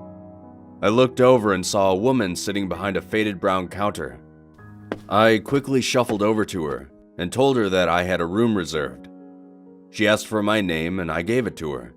She then told me to wait a moment while she looked me up, but I noticed that there weren't any computers that I could see. It was possible she could have been using a tablet or something, but just as I craned my neck to see over the counter, she placed a small brass key with a tag on it right in front of me. She told me my room number and pointed to the stairs. The whole interaction was strange, but I tried not to think of it as I thanked the woman and headed up the stairs. When I arrived at my door, I began to feel a strange sensation. I know it sounds odd, but it felt like overwhelming anxiety was washing over me. Almost as if I was about to address thousands of people with nothing prepared. I was nervous, but couldn't find a reason as to why. I put the key in the door and opened it. The room was just as plain as the building itself. It had one small bed, a small nightstand with an old telephone resting on top of it. A small alarm clock sat next to the phone. There was a small bathroom next to the front door. Though, I'll be honest, I'm not entirely sure how they fit a sink, shower, and a toilet into this tiny room. I nearly had to stand on the toilet just to close the door. There was a small window opposite the front door that showed the parking lot, and that was about it for the room. Dusk had already come and went by the time I was settled in. Seeing that there wasn't much to do in town and being as late as it was, I chose to just turn in early for the night. There wasn't anything outwardly unnerving about the hotel, but for some reason, I didn't really want to stay any longer than I had to. I set the alarm clock for 7 a.m. the next day and went to sleep. At around 1 a.m., I woke up with the urge to answer nature's call, so to speak, and quickly rushed to the bathroom. After I was finished and washed my hands, I walked back over to the bed, but that's when something caught my eye. At the bottom corner of the nightstand, sticking out of it was the corner of a piece of paper. My curiosity overcame me even in my groggy state, and I leaned down to fish the paper out. I got up from the bed and switched on the light from the room and glanced down at the paper. What I read disturbed me, and I'm not entirely sure what to make of it. Whoever wrote this letter had used a red pen and wrote so rapidly that it was hard to read some parts. But I will now transcribe as best I can the contents of this letter. It's been an entire month since I arrived. I have become trapped in this place, held against my will by some unknown force. This may sound like a work of fiction, some story made up to entertain. I assure you that is not the case. I first noticed the strange occurrence when I first attempted to leave the hotel. I gathered my bag and made my way to the lobby.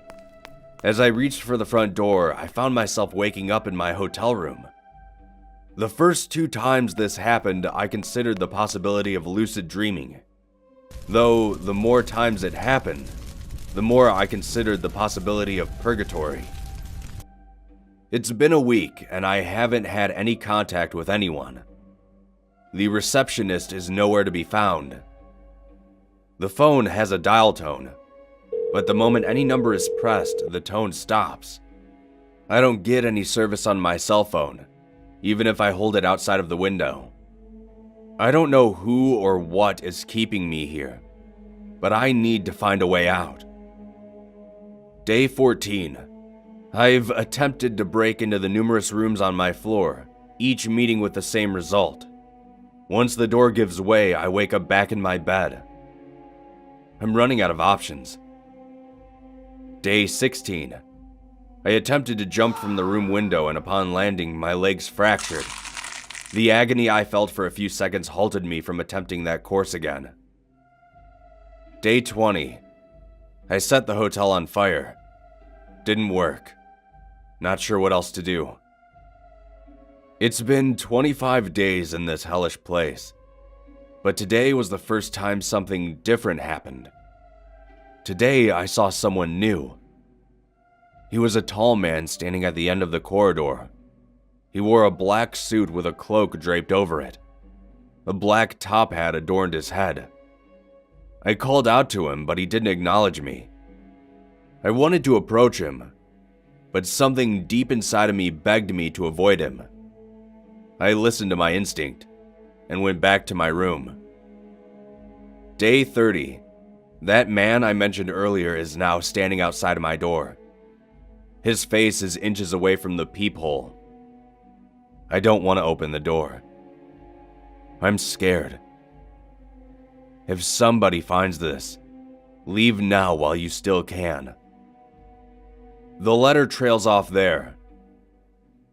Reading this letter gave me a sudden sensation of dread. Something about this place felt off to me, but reading this letter seemed to cement my suspicions. I quickly gathered up my things in the middle of the night, dashed down to the lobby, placed my key on the counter, and walked over to the front door. I hesitated briefly before reaching for the handle and turning it. I thought for sure I would end up like the person who wrote the letter, but the door creaked open once again and I rushed outside. I briskly walked across the parking lot to my car, got inside, and drove home. I felt guilty not attending the interview, but I wasn't that desperately in need of employment. On my trip back home, I stopped at a gas station to fill up my car, and as I stood at the pump, I glanced at the small LCD screen. It flashed today's date, February 20th. That wasn't possible. My interview was scheduled for January 20th, and I had arrived at the hotel on the 19th of January. This made me nervous. After I finished filling my tank and got back into my car, I felt something hard inside my pocket. Something I hadn't noticed earlier. I reached my hand into my pocket, and I pulled out a single red pen. I'm not sure what's going on, but I think I'm losing my mind. There's no way I wrote that letter, right? That I had been trapped in that hotel for a month. But I have no memory of being there for more than a few hours. I have since called family and friends. Surely they would have noticed something amiss, but they all told me that they've interacted with me recently, within the past few days. I know for a fact that I left for the interview on January 19th, but I didn't make it home until February 20th. Yet nobody seems to have noticed me missing for a full month. Like I said, I'm probably losing my mind. But I think I'll be avoiding sketchy old hotels. At least for a while.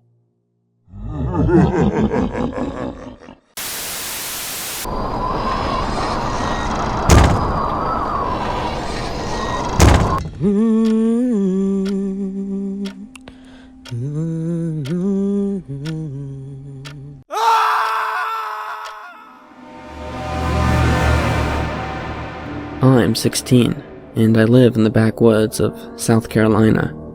I've heard stories from the local kids of creepy things that happen in the forest, about 2 miles away from my new home. I decided to go check it out because how scary can it really be? I grab a pistol and a knife, as well as a flashlight, and I head out into the dense forest. As I'm in the forest, it starts to get dark. I turn on my flashlight.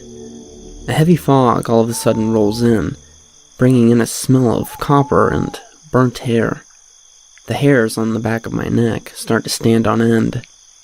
I start to hear this weird sound. It sounds like whispering and giggling. I hear something running around in the woods nearby. I hear it get louder and closer.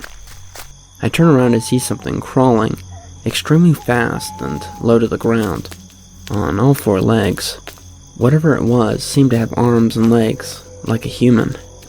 I fire a shot right into its back, and I can see the blood splatter and a gunshot wound. It lets out a blood-curdling screech and retreats back into the woods. The fog lifts and the smell, suddenly, goes away. I nope my way out of there, all the way home. I get home and there it is, right in my driveway. It runs towards me and I shoot at it, but the bullets don't seem to fire. My gun was on safety. It jumps up and all I can see are its huge white eyes, and I black out. I wake up some time later on top of my dad's car, with my dad standing over me, trying to wake me up. My head hurts like nothing else and my ears are ringing. I tell my dad what had happened in the woods, and he just laughs and tells me it was probably nothing. Life as I know it goes back to normal for about 3 hours, when my dad says, "Hey Jake, mind getting me some of those steaks out of the fridge?" I look at him and say, "Dad, my name's Nick, not Jake." He just looks at me like he's full of hatred. I just give him the steaks and he just goes into his room with them, uncooked. He comes out of his room about an hour later with only the packaging and throws them away. I don't even think about asking what had happened.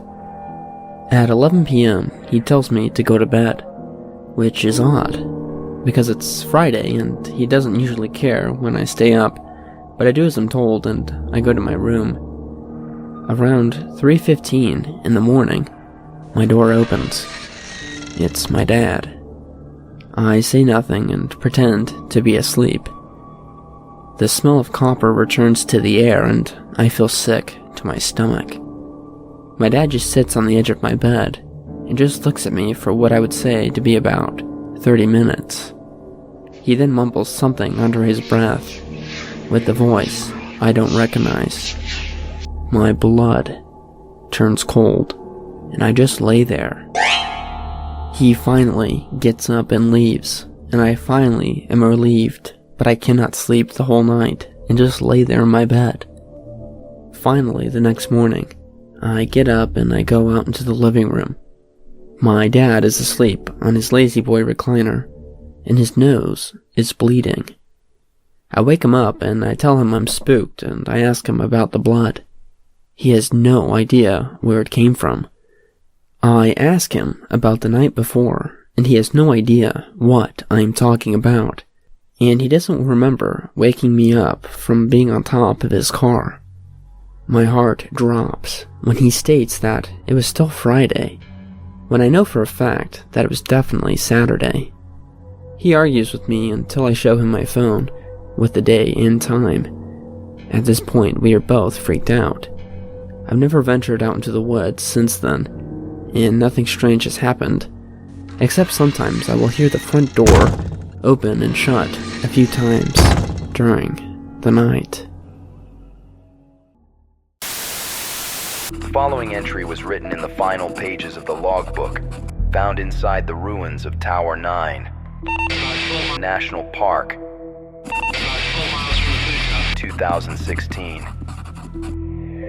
Day 1. I arrived this morning. A chopper dropped me at Tower 9 just past dawn. The pilot left without a word. I stood there like a tree, with just the manual in my hands. On the flip side, at least, I've trained for this. The long weeks of isolation, watching for wildfires, logging data, and just me in the trees. The tower creaked like an old spine in the wind. The forest stretched endlessly in all directions. I felt at peace. Day 5. I made contact with other towers via short-distance walkies. There's Collins from Tower 2, Martinez from Tower 4, and an older guy named Harper up in Tower 1. They all sound friendly. I don't know, but sometimes their voices just cut out, or sound like it's repeating, I guess. Martinez or someone laughed for too long, uncomfortably long, and it kind of echoed strangely. I think it was Martinez. Base hasn't checked in. The manual says to expect intermittent contact, but nothing at all. Strange. Day 8. I saw something today I can't explain. The tree line looks a bit different today, like it has shifted and looked like a bad edit. The trees were not the same pines I got used to watching over. I blinked and they were back to normal. I'm tired, maybe. Harper was talking about a set of teeth floating around in the trees. I asked what he meant. Never mind. What the hell does that mean? Crazy old man ramblings. Day 10. Last night I woke to a red sky. Everything outside the window looked hellish red. Trees looked like burnt bones. Something was howling below. I dared not step outside and stayed in the tower. I was bathing in sweat and I don't know when I fell asleep. When I looked out the window in the morning, everything was normal again. Was I dreaming last night? Just after a usual day. The radio buzzed and Harper's voice came through. Are you having bad dreams? I was about to respond with my experience. Are you having bad dreams? Then he repeated again. Are you having bad dreams? Hey, old timer, I hear you clear. What's up? Are you having bad dreams? What the hell, man? Just stop. Are you having bad dreams? I turned off the radio, and yet, this was seriously way too disturbing. Day 12. Tonight, the tower is floating. There's no ground below. Trees have vanished. Everything is gone. Just the black void. I stepped out of the tower. There was no breeze. Just nothing. Like the last time something piss-inducing happened. The morning was indeed normal. What the hell is happening? I reported it to the base, but haven't got a response yet. Come to think of it, I haven't heard anything from the base since the start of my arrival at the tower. Maybe others might know what's the deal with this strange phenomenon.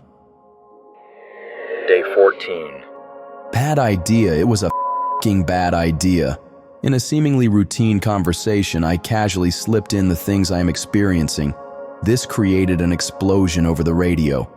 The voices from the other towers are arguing now, blaming each other for things I haven't faced yet, I guess.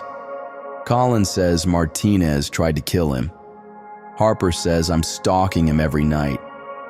Martinez accused Harper of giving a death threat over the radio. The war of words went on for a while, then it faded to silence. After a while, it started again. The moment I began to make sense of what was actually going on over the radio, my legs felt like jelly, and I was about to collapse. They were saying the exact same things like the previous, and it repeated word to word. Day 17. Nobody has spoken over the radio since then. Colin contacted me today. The hell, man? What's going on? Listen, James. I find you the most sane among the bunch. Can I trust you? Sure. I wasn't really sure. Listen, man. Strange things are going on with me. I am seeing weird things, which shouldn't exist. Hell, I can't even comprehend what I saw in the dreams. I am not even sure they are dreams. I get you. I have been. Could you make it to my tower? I have hurt my leg, and I'm barely walking. I know a way out, but I need your help. I will leave tomorrow morning for your tower. Do not contact anyone else, James, and leave behind everything along with your radio. The radio went silent after that. I asked him what his plan was, but I got no response. Should I trust him? Day 18. I left early in the morning for Tower 2, Collins' tower. Despite what Collins said, I packed up supplies for the day and left from my tower. I followed the map and my compass towards Tower 2, but what should have been a 2-hour journey seemed never-ending. I walked for a couple of hours, and then the tower came into view from the trees. I reached up close, only to discover my tower, Tower 9, the tower I was assigned to. I couldn't believe what I was seeing, but it was real. I followed the map and the compass, but somehow it was all wrong. Day 19.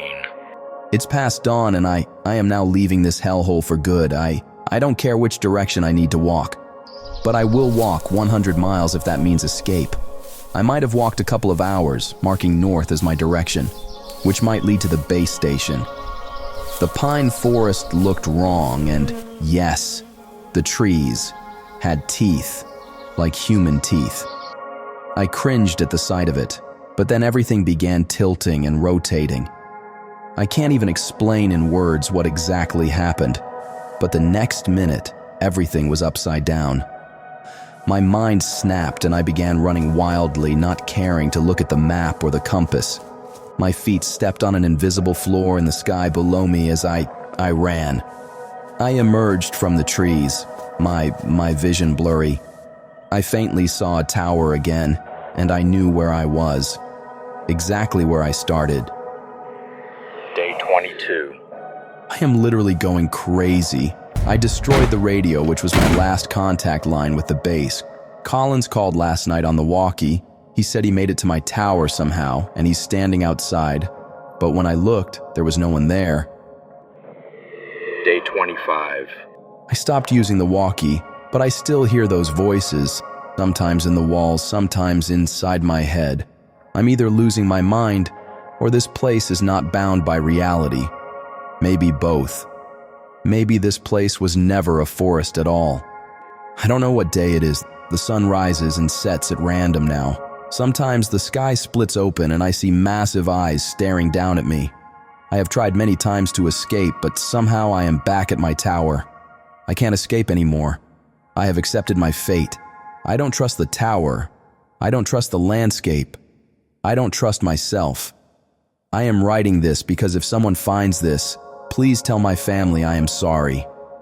And if you are a fire watcher, assigned to Tower 9 at National Park, please refuse the offer. No further entries. Logbook recovered near debris site. Coordinates 4 miles from the north.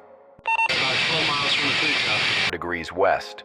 Tower 9 officially listed as decommissioned since 1996.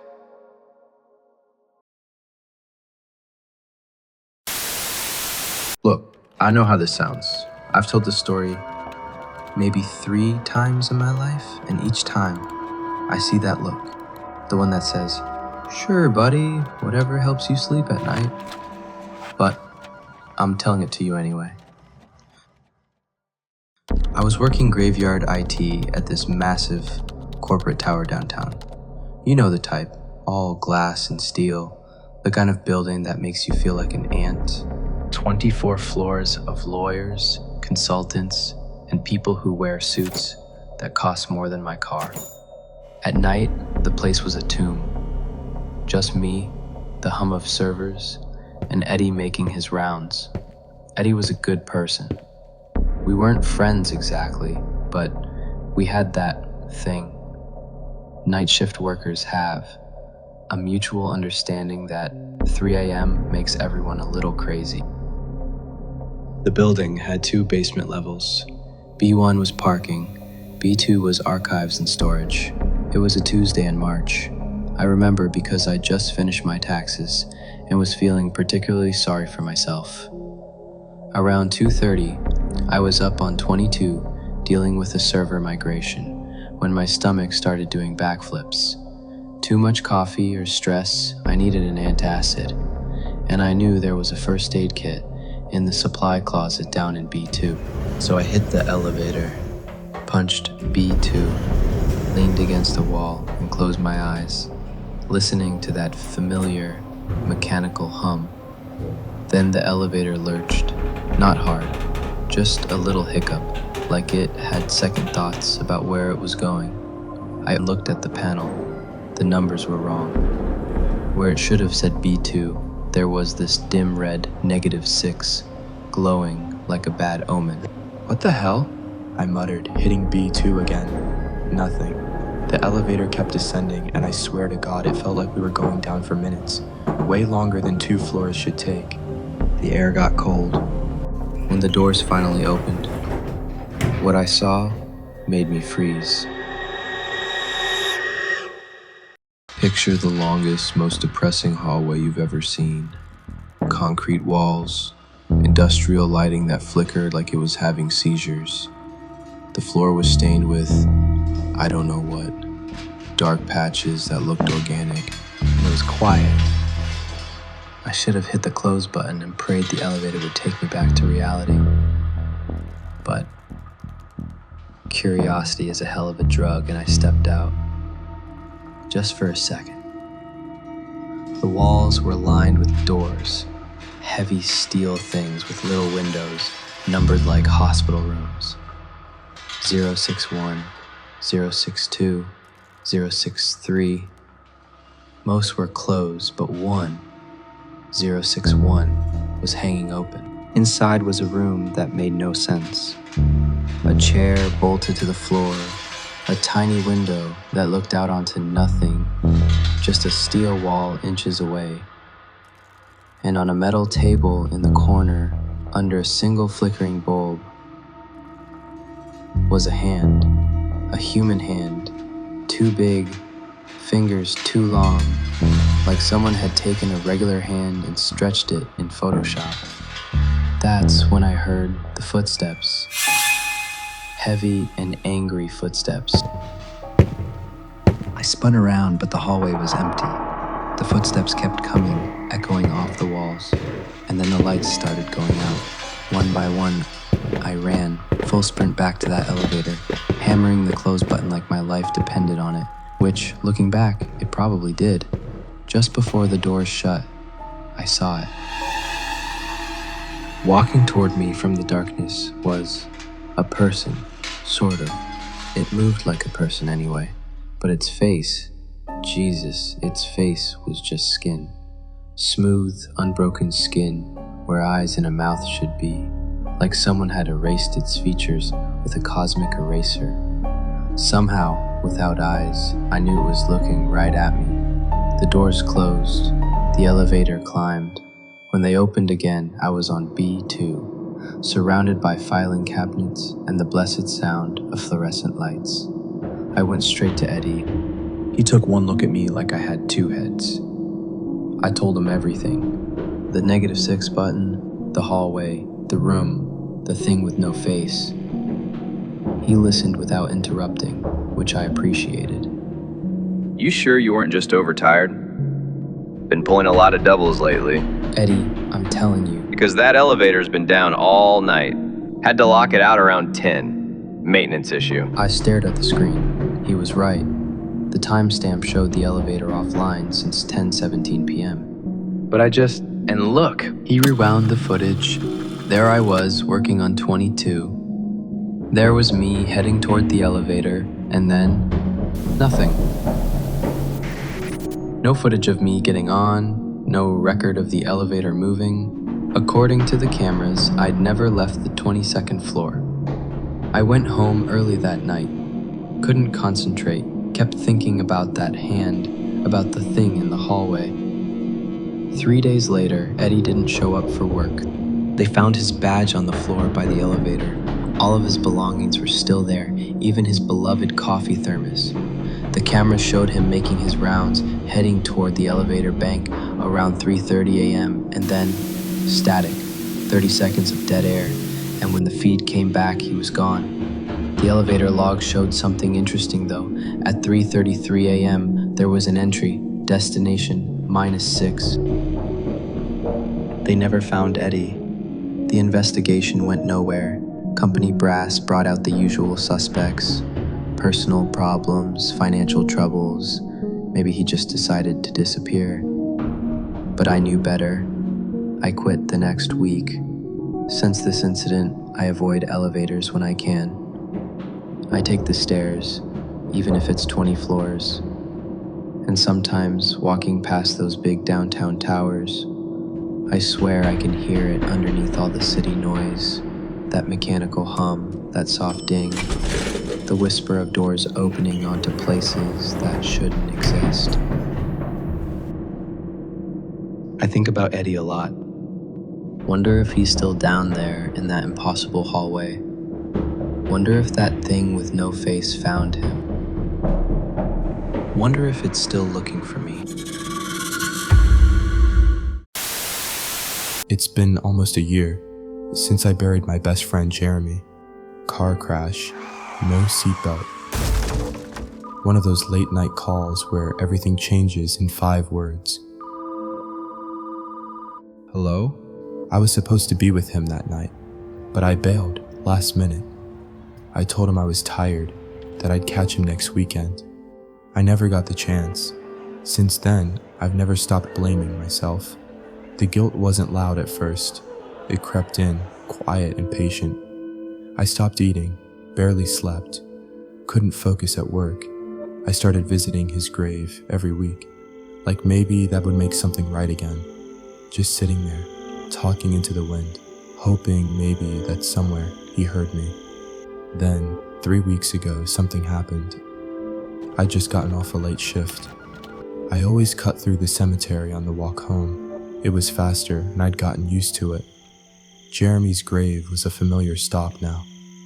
But that night, someone was sitting there. I almost walked past, thought it was some other mourner, maybe drunk, but then he stood up. Same old leather jacket, same beat-up Converse, same messy brown hair that always stuck out at odd angles. And he smiled. You look tired. Been a while, huh? I froze. Everything inside me told me this couldn't be real. But he was there. Not pale, not glowing, not floating. Just there. I reached out and touched his arm. He was warm, solid, breathing. Not a ghost. I brought him home. He ate like he hadn't had food in years. Barely talked between mouthfuls. When I asked where he'd been, he looked at me and said, Woke up in the dirt, walked until I remembered who I was. I didn't ask more, didn't want to ruin it. I had my best friend back. That was enough.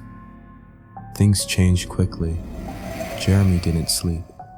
I'd wake up in the middle of the night, and he'd be standing at the window staring out. Not just once or twice, every night, always silent, always still. Sometimes I'd hear him talking to himself, low and fast, words that didn't sound right, wet syllables that made my skin crawl, the kind of sound that sits wrong in your ears, like static and breath all at once. My cat refused to go near him, just hissed and bolted whenever he entered the room. The neighborhood dogs barked constantly when he walked by. Then there was the dirt, black, wet clumps of it. In the tub, the hallway, the sheets. He never explained, never pretended it wasn't his either. Sometimes I caught him looking at me in the dark. His eyes would reflect light like an animal's, sharp, unnatural. And if I looked long enough, I felt something behind them, something watching. That wasn't Jeremy, or not anymore. 2 nights ago, I woke up and he was standing over my bed, not moving, just staring. He smiled, that crooked grin he used to have when we pulled some prank or skipped class together. But now, it didn't feel like mischief. It felt like mockery. Then he spoke. Soon, there'll be nothing left of Jeremy but the skin. It didn't sound like a joke. I told him to leave, voice shaking. I even threatened to call the police. He didn't flinch, just tilted his head. Then he spoke again, in that same whisper I'd heard at night. But that language, that didn't belong in this world. The lights went out. My phone screen cracked, without anyone touching it, right down the middle, like a fault line. I don't know what I brought back that night, but it's not Jeremy. It wears his face, his voice, his memories, and it's still in the house.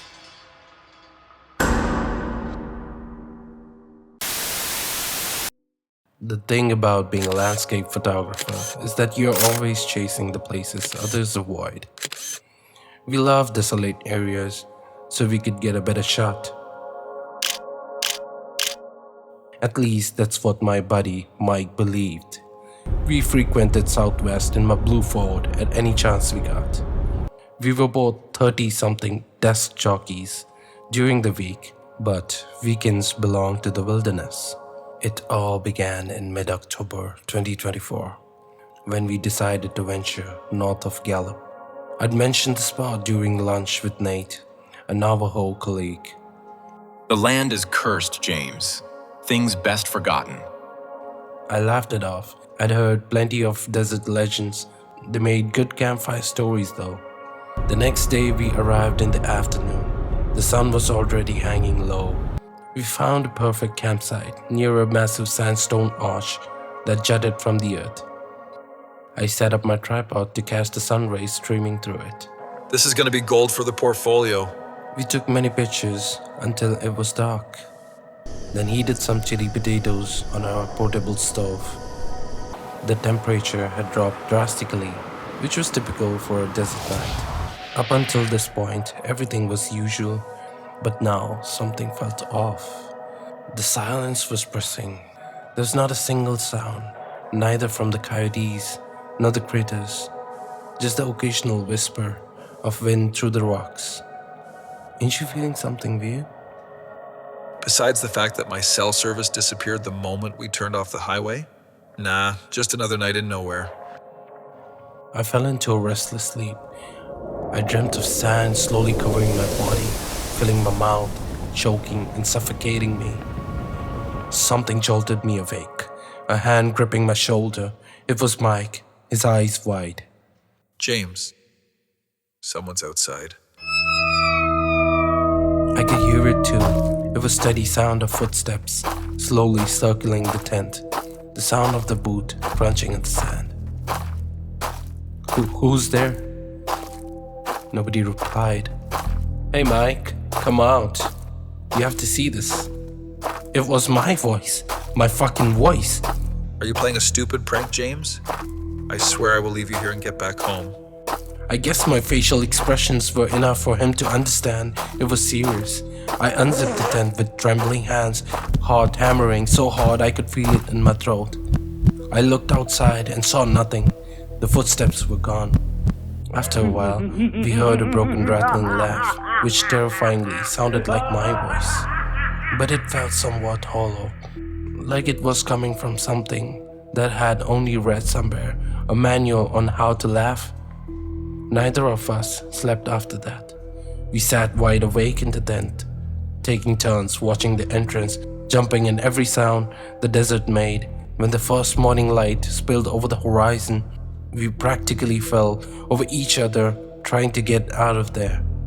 Let's just get out of here. Let me get a quick drone shot while we are here. We came all this way.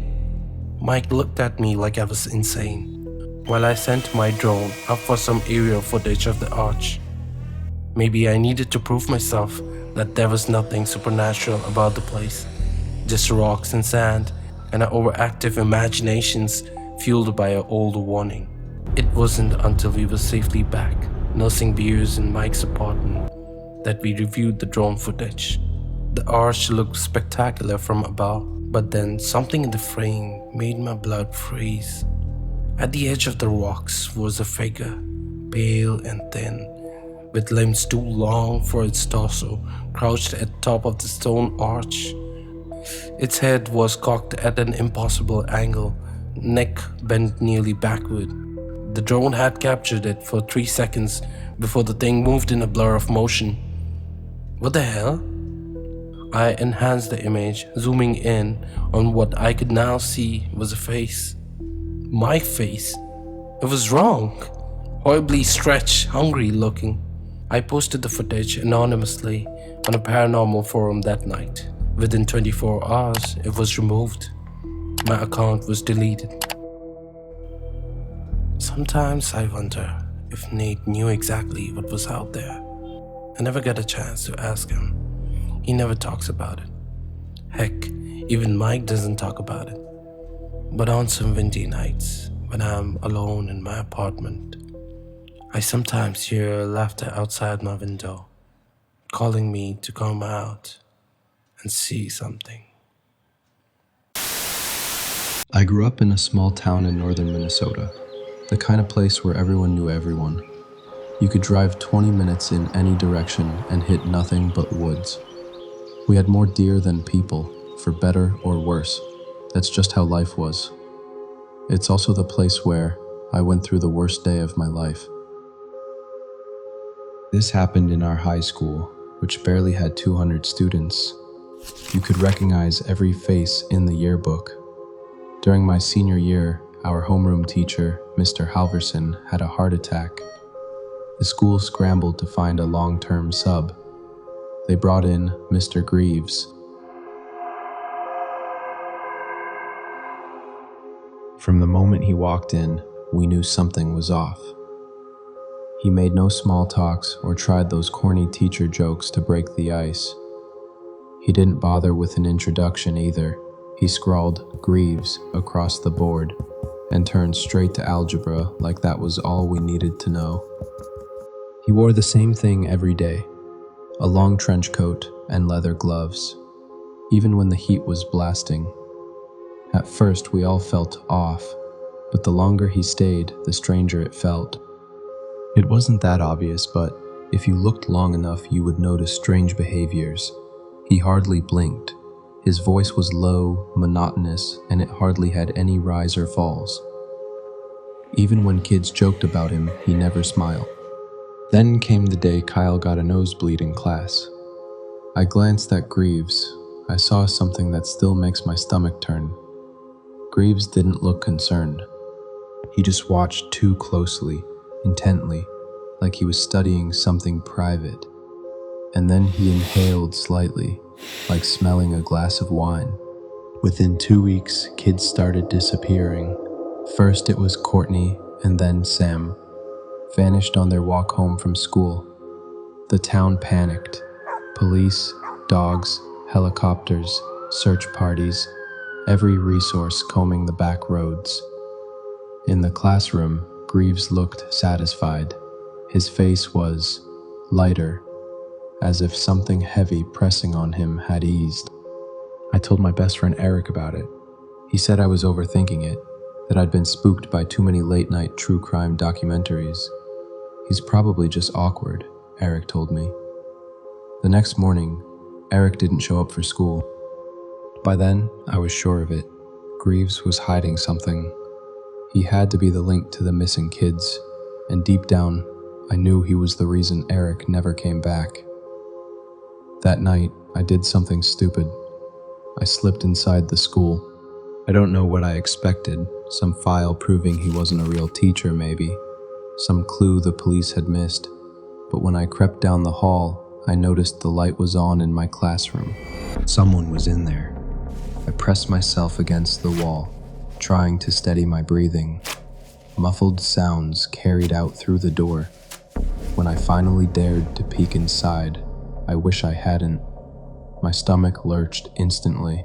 Something wrapped in butcher paper sat on the desk in front of him.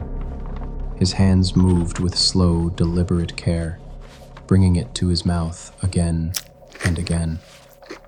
He chewed with unhurried patience, as if he had all the time in the world. I was watching something I was never meant to see. He looked up, calm as ever. His eyes found me instantly, and for the first time outside of algebra, I heard him speak. Your father tasted so good. The words hit harder than a punch to the chest, because my father went missing years ago, in the woods. They never found him. My hands were shaking so bad that my phone slipped right through my fingers. The clack rang like a gunshot. He grinned like never before, but in that smile, his lips strained back farther than they should have. That was enough. I bolted. I flew down those halls, not daring to look back, running until I saw the glow of my own porch light cutting through the dark.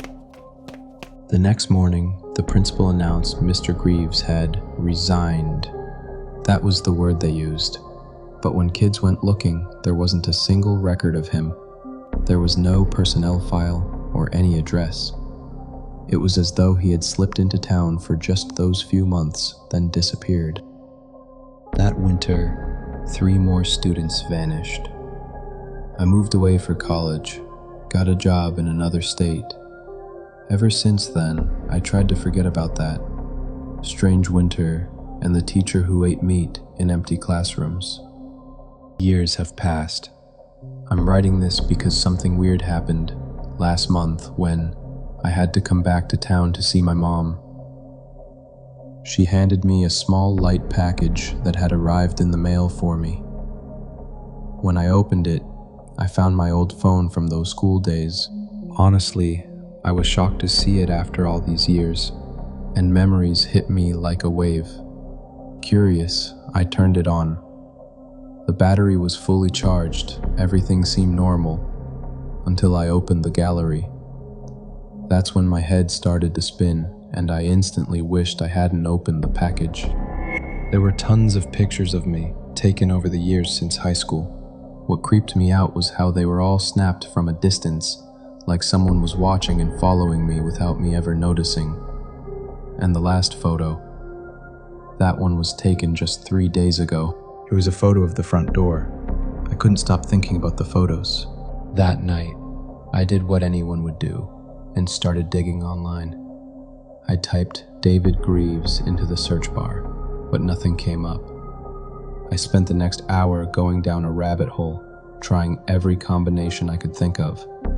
David Greaves teacher case, missing children, Greaves, teacher, and Essex County.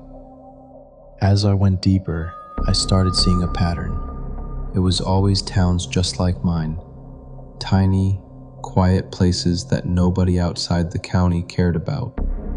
And in each one, people were talking about the same thing: missing people. Sometimes the name was different from one form to the next, but the description always lined up a little too neatly.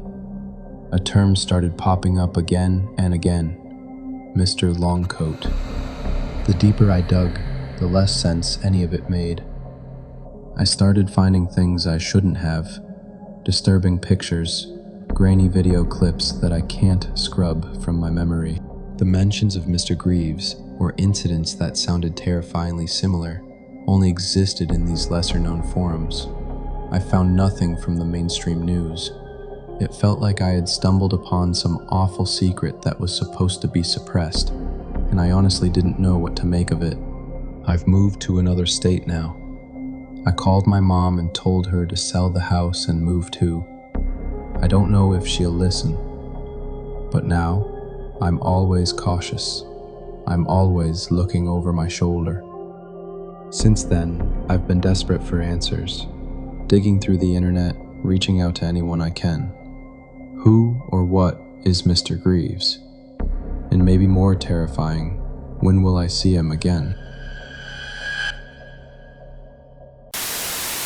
The emergency broadcast alert pierced through my living room at exactly 3:47 a.m., jolting me from a restless sleep on the couch. Emergency broadcast system. Immediate lockdown order. All residents must remain indoors until further notice. Do not attempt to leave your homes. Await further instructions. The message repeated every 30 seconds, a mechanical voice over a red banner. No explanation, no end time, just that eerie demand. I reached for my phone to check the news, no signal. The Wi-Fi was down. I was surprised and I wondered if there might be an upcoming storm, messing with networks. Then I tried my landline, dead either. I turned on my laptop. Nothing, only the TV worked. What the hell? I live in a town so small, it barely has a name. Just a clutch of houses, a gas station, and a diner that closes at 8. In my whole 30 years living in this town, I never saw anything like this before. I was a bit worried, but I might be lying to myself if I said I wasn't slightly excited. It was something new in the otherwise monotonous small town.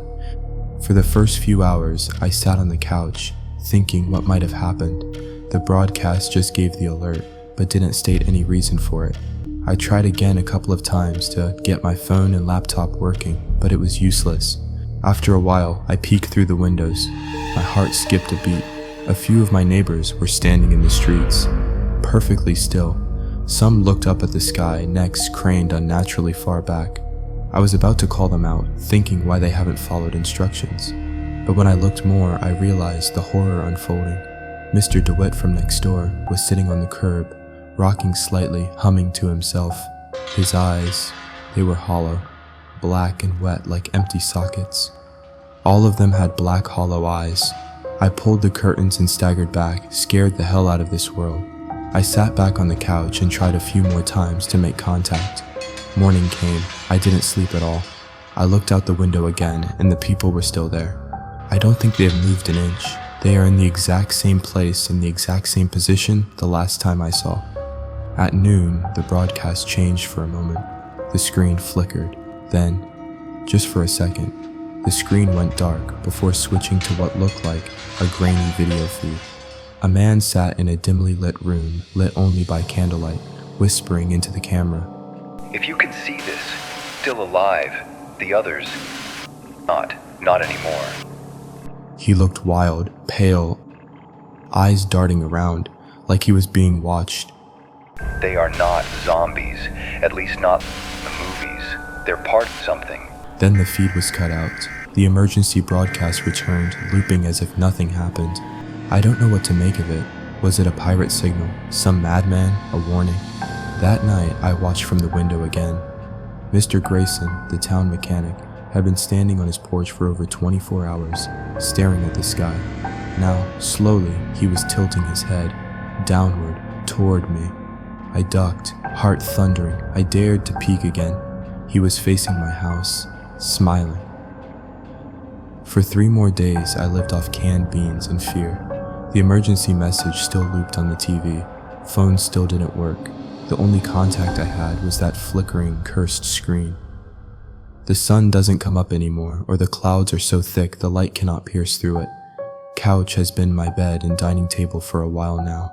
I was randomly flipping channels aimlessly. I found him again, the candlelit man. This time, he looked worse. He was whispering faster, sweating, shaking. They are not zombies, at least not in the movies. They're part of something. It uses them. It's through them. The sky. No, don't look up. The screen crackled and switched back to the emergency broadcast again. I hadn't dared to look up since it began, but curiosity gnawed at me. What was in the sky? What were they looking at? On the 5th day, looking out the window, I noticed there were dozens now, more than before. All standing motionless, all looking straight up at the sky. I spent a few more days, locked up in my house, trying everything to make contact or get network on any of my devices. My food supply is running out. Faster than I thought, so I've switched to having meals, only one time of the day. It might seem I'm stupid not trying to run off from my house, but I noticed a few of my neighbors being taken by the mob in the streets. Nah, I ain't risking that. I live in hope that some help is coming. The TV still loops the message, but the candlelit man hasn't returned. Sometimes, in the static between the signals, I see his face, screaming, frozen mid-word. I don't know how many days have passed. Since the start of this, my food supply is all over, and it's been 2 days since I have eaten anything. The mob has been chanting something, and it has a severe effect on me. My vision blurs and fades to black. My head feels like it may explode.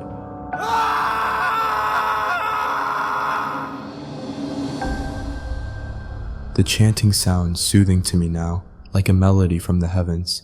I don't feel hungry anymore, but I'm having a sudden urge to go outside and take a look up in the sky. What has been waiting for me?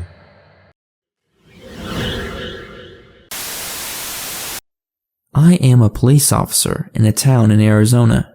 Our town borders a Navajo reservation. Like most reservations, we have no jurisdiction on it. Since our town borders the reservation, we have gotten many calls from our townspeople saying that they've seen strange things on their lands. We have gotten many UFO calls, which there's obviously nothing that we can do about it. But we have also gotten strange calls of creatures lurking into people's windows. Some say it looks like a Bigfoot, while others say it's a creature with antlers. Regardless of the call, we still have to go out and make a report, and we get these calls about once a week. Something I'm going to share with you that's currently ongoing is often referred to by me and many officers as the Screaming House. Allow me to provide some context about this case. The Screaming House isn't owned by anyone. No one lives there. But we get calls every week or so from that residence of someone screaming into the phone. All of the calls are at late at night. The call started about 6 months ago.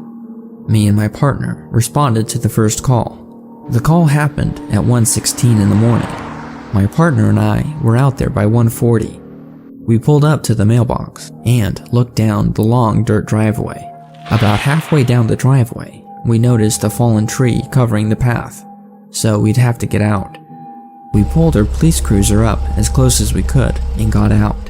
We were able to see the house and that there were no lights on. The house had 2 stories and was very old. My partner and I stopped about 70 yards in front of the house. We shined our flashlights all over the property and the house, not seeing anyone. The front door to the house was wide open. How did we get a call from this place? I thought to myself. We walked a couple yards closer, and that's when we heard it. It wasn't the screaming that we heard on the phone, but rather the crying of a baby. Something isn't right, my partner said. There's no way there's a baby out here. This smells like a trap. I wasn't sure whether to investigate or just to head back. I decided to investigate the house. What if there was an actual toddler that made its way out here and was lost? We decided that I would check the house while my partner would check the perimeter of the outside. I entered the front door of the house, my flashlight peering into the dark house. The crying was coming from the basement. I made my presence known. I got no response, and the crying continued. I then quickly found the entrance to the basement. The basement door was missing. I shined my flashlight down. I again made my presence known. The crying stopped. I was about to enter the basement when my partner buzzed me on the walkie. "John, you need to get out of there, now." That's when I heard someone moving around upstairs. I bolted out of the house and down the driveway. My partner was already by the car. His gun was drawn and pointed behind me. We need to go, he said. I jumped in the cruiser and backed the cruiser out of the driveway. The entire time, my partner was asking, "Did you see it? Did you see it?" "No, I didn't see it," I said. We made our way back to the station. The entire time, my partner telling me what he saw.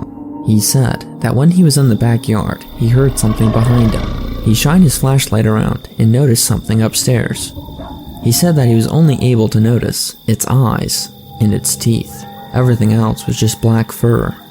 Now, we do have bears in Arizona, but not in our part of the state. However, on our report, we put the creature as a bear. My partner and I both know that whatever it was, it definitely wasn't a bear. Had my partner not notified me in time, I hate to imagine what would have happened. We still get calls from the Screaming House, but we just drive by. We don't ever get out and investigate. We have a pretty good idea what kind of creature lives there.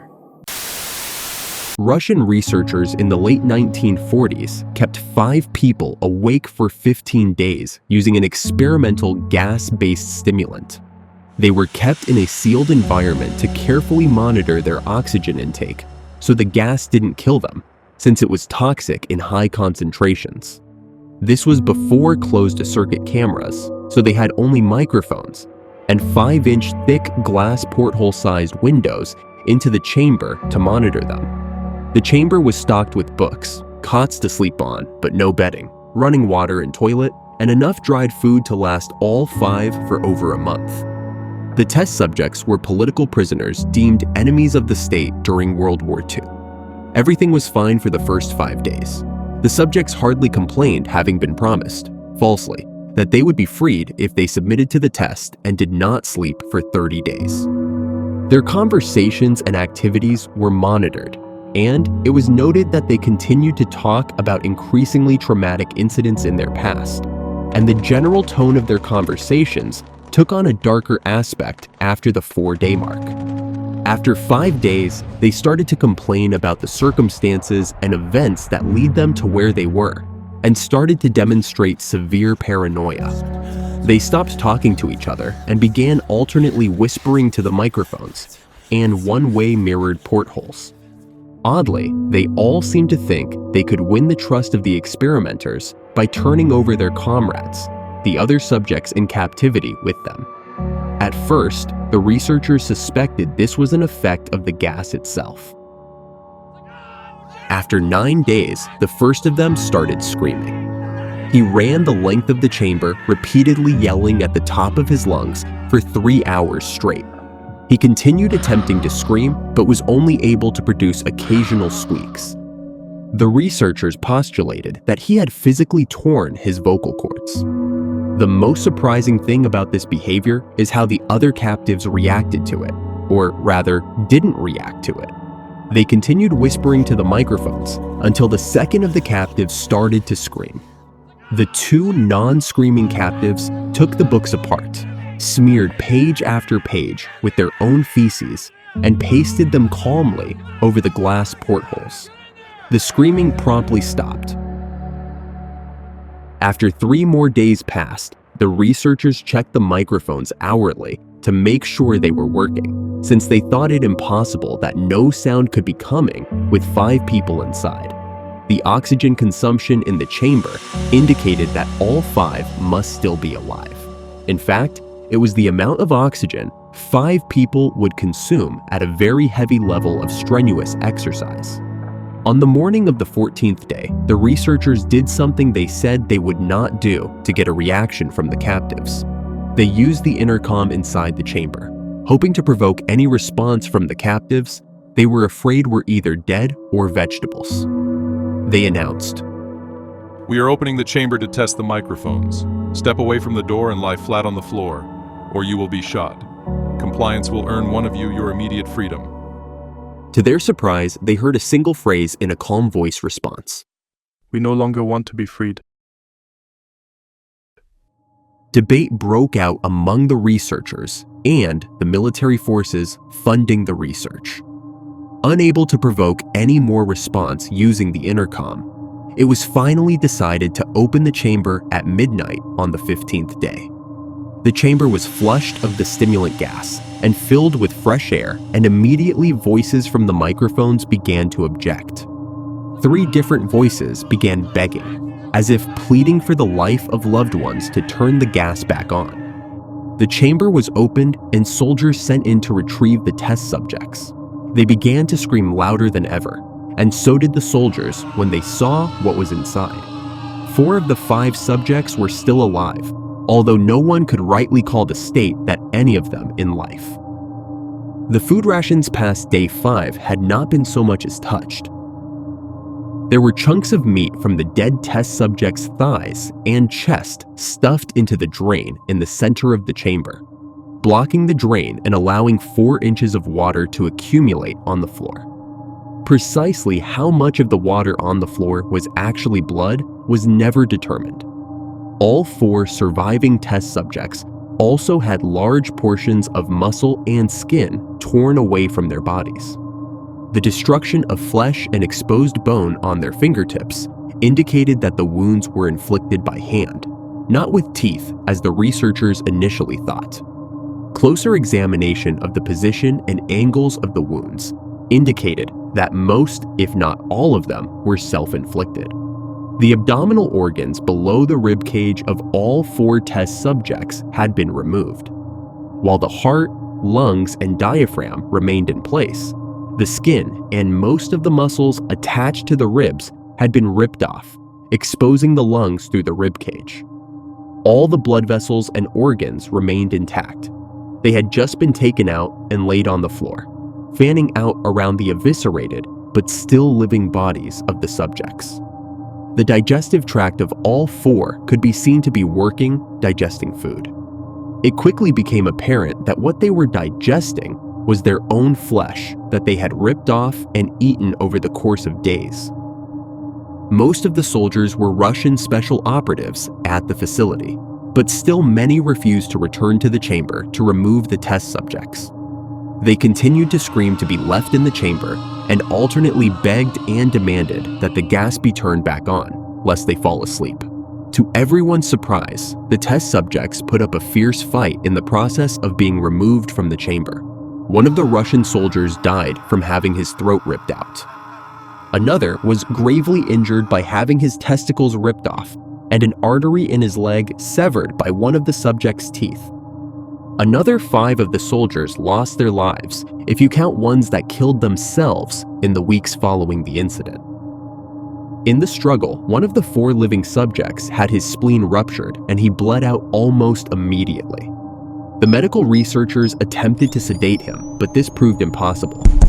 He was injected with more than 10 times the human dose of a morphine derivative and still fought like a cornered animal, breaking the ribs and arm of one doctor. When heart was seen to beat for a full 2 minutes after he had bled out to the point, there was more air in his vascular system than blood. Even after it stopped, he continued to scream and flail for another 3 minutes, struggling to attack anyone in reach and just repeating the word "more" over and over, weaker and weaker, until he finally fell silent. The surviving 3 test subjects were heavily restrained and moved to a medical facility. The 2 with intact vocal cords continuously begging for the gas, demanding to be kept awake. The most injured of the 3 was taken to the only surgical operating room that the facility had. In the process of preparing the subject to have his organs placed back within his body, it was found that he was effectively immune to the sedative they had given him to prepare him for the surgery. He fought furiously against his restraints when the anesthetic gas was brought out to put him under. He managed to tear most of the way through a 4-inch wide leather strap on one wrist, even through the weight of a 200-pound soldier holding that wrist as well. It took only a little more anesthetic than normal to put him under, and the instant his eyelids fluttered and closed, his heart stopped. In the autopsy of the test subject that died on the operating table, it was found that his blood had triple the normal level of oxygen. His muscles that were still attached to his skeleton were badly torn, and he had broken 9 bones in his struggle to not be subdued. Most of them were from the force his own muscles had exerted on them. The second survivor had been the first of the group of 5 to start screaming. His vocal cords destroyed, he was unable to beg or object to surgery, and he only reacted by shaking his head violently in disapproval when the anesthetic gas was brought near him. He shook his head yes when someone suggested, reluctantly, they try the surgery without anesthetic, and did not react for the entire 6-hour procedure of replacing his abdominal organs and attempting to cover them with what remained of his skin. The surgeon presiding stated repeatedly that it should be medically impossible for the patient to still be alive. One terrified nurse assisting the surgery stated that she had seen the patient's mouth curl into a smile several times, whenever his eyes met hers. When the surgery ended, the subject looked at the surgeon and began to wheeze loudly, attempting to talk while struggling. Assuming this must be something of drastic importance, the surgeon had a pen and pad fetched so the patient could write his message. It was simple: keep cutting. The other 2 test subjects were given the same surgery, both without anesthetic as well, although they had to be injected with a paralytic for the duration of the operation. The surgeon found it impossible to perform the operation while the patients laughed continuously. Once paralyzed, the subjects could only follow the attending researchers with their eyes. The paralytic cleared their system in an abnormally short period of time, and they were soon trying to escape their bonds. The moment they could speak, they were again asking for the stimulant gas. The researchers tried asking why they had injured themselves, why they had ripped out their own guts, and why they wanted to be given the gas again. Only one response was given: I must remain awake. All 3 subjects' restraints were reinforced, and they were placed back into the chamber, awaiting determination as to what should be done with them. The researchers, facing the wrath of their military benefactors for having failed the stated goals of their project, considered euthanizing the surviving subjects. The commanding officer, and ex-KGB instead saw potential and wanted to see what would happen if they were put back on the gas. The researchers strongly objected, but were overruled. In preparation for being sealed in the chamber again, the subjects were connected to an EEG monitor and had their restraints padded for long-term confinement. To everyone's surprise, all three stopped struggling the moment it was let slip that they were going back on the gas. It was obvious that at this point, all three were putting up a great struggle to stay awake. One of subjects that could speak was humming loudly and continuously. The mute subject was straining his legs against the leather bonds with all his might. First left, then right, then left again for something to focus on. The remaining subject was holding his head off his pillow and blinking rapidly. Having been the first to be wired for EEG, most of the researchers were monitoring his brain waves in surprise. They were normal most of the time, but sometimes flatlined inexplicably. It looked as if he were repeatedly suffering brain death before returning to normal. As they focused on paper scrolling out of the brainwave monitor, only one nurse saw his eyes slip shut at the same moment his head hit the pillow. His brainwaves immediately changed to that of deep sleep, then flatlined for the last time as his heart simultaneously stopped. The only remaining subject that could speak started screaming to be sealed in now. His brainwaves showed the same flat lines as one who had just died from falling asleep. The commander gave the order to seal the chamber with both subjects inside, as well as 3 researchers. One of the named 3 immediately drew his gun and shot the commander point blank between the eyes, then turned the gun on the mute subject and blew his brains out as well. He pointed his gun at the remaining subject, still restrained to a bed as the remaining members of the medical and research team fled the room. I won't be locked in here with these things. Not with you. He screamed at the man strapped to the table. What are you? He demanded. I must know. The subject smiled. Have you forgotten so easily? The subject asked. We are you. We are the madness that lurks within you all, begging to be free at every moment in your deepest animal mind. We are what you hide from in your beds every night. We are what you sedate into silence and paralysis when you go to the nocturnal haven where we cannot tread. The researcher paused, then aimed at the subject's heart and fired. The EEG flatlined as the subject weakly choked out. So nearly free?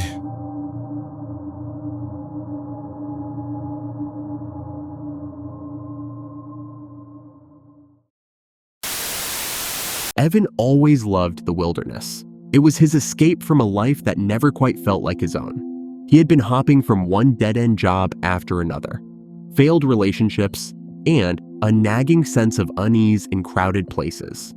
When he came across the opportunity to be a fire watcher in a remote forest outpost, it seemed like the perfect chance to start fresh. There would be no people, no distractions, just nature and solitude. The fire tower was a small, creaky structure in the middle of an expansive, isolated forest. A few days' walk to the nearest town, miles from anyone or anything. He arrived late in the afternoon, the sun casting long shadows over the sea of trees. The air was cool, the silence thick, broken only by the occasional rustling of leaves or the distant cry of an animal. He felt at peace. On his first day, Evan did the routine check. Radio worked, supplies were stocked, and the view from the tower was breathtaking. The forest stretched endlessly in every direction, the perfect place for someone who needed to be alone. Upon finishing up his tasks for the day, he prepared to settle. Randomly, one thing caught his attention, a dusty, old, leather-bound journal sitting on a shelf by the bed. Curious, he picked it up. The cover was worn, the pages yellowed with age. A note was scribbled inside the front cover in shaky handwriting. For whoever takes my place, may this serve as a warning. Keep watch, but never trust what you see. The journal belonged to the previous fire watcher, a man named Harrison Wade. As Evan flipped through the pages, he was struck by how detailed the entries were. The first few weeks were fairly mundane. Reports of smoke in the distance, occasional wildlife encounters, and the challenges of living in isolation. But as he read further, the tone of the journal changed. Harrison's entries became more erratic, more paranoid. 21st January.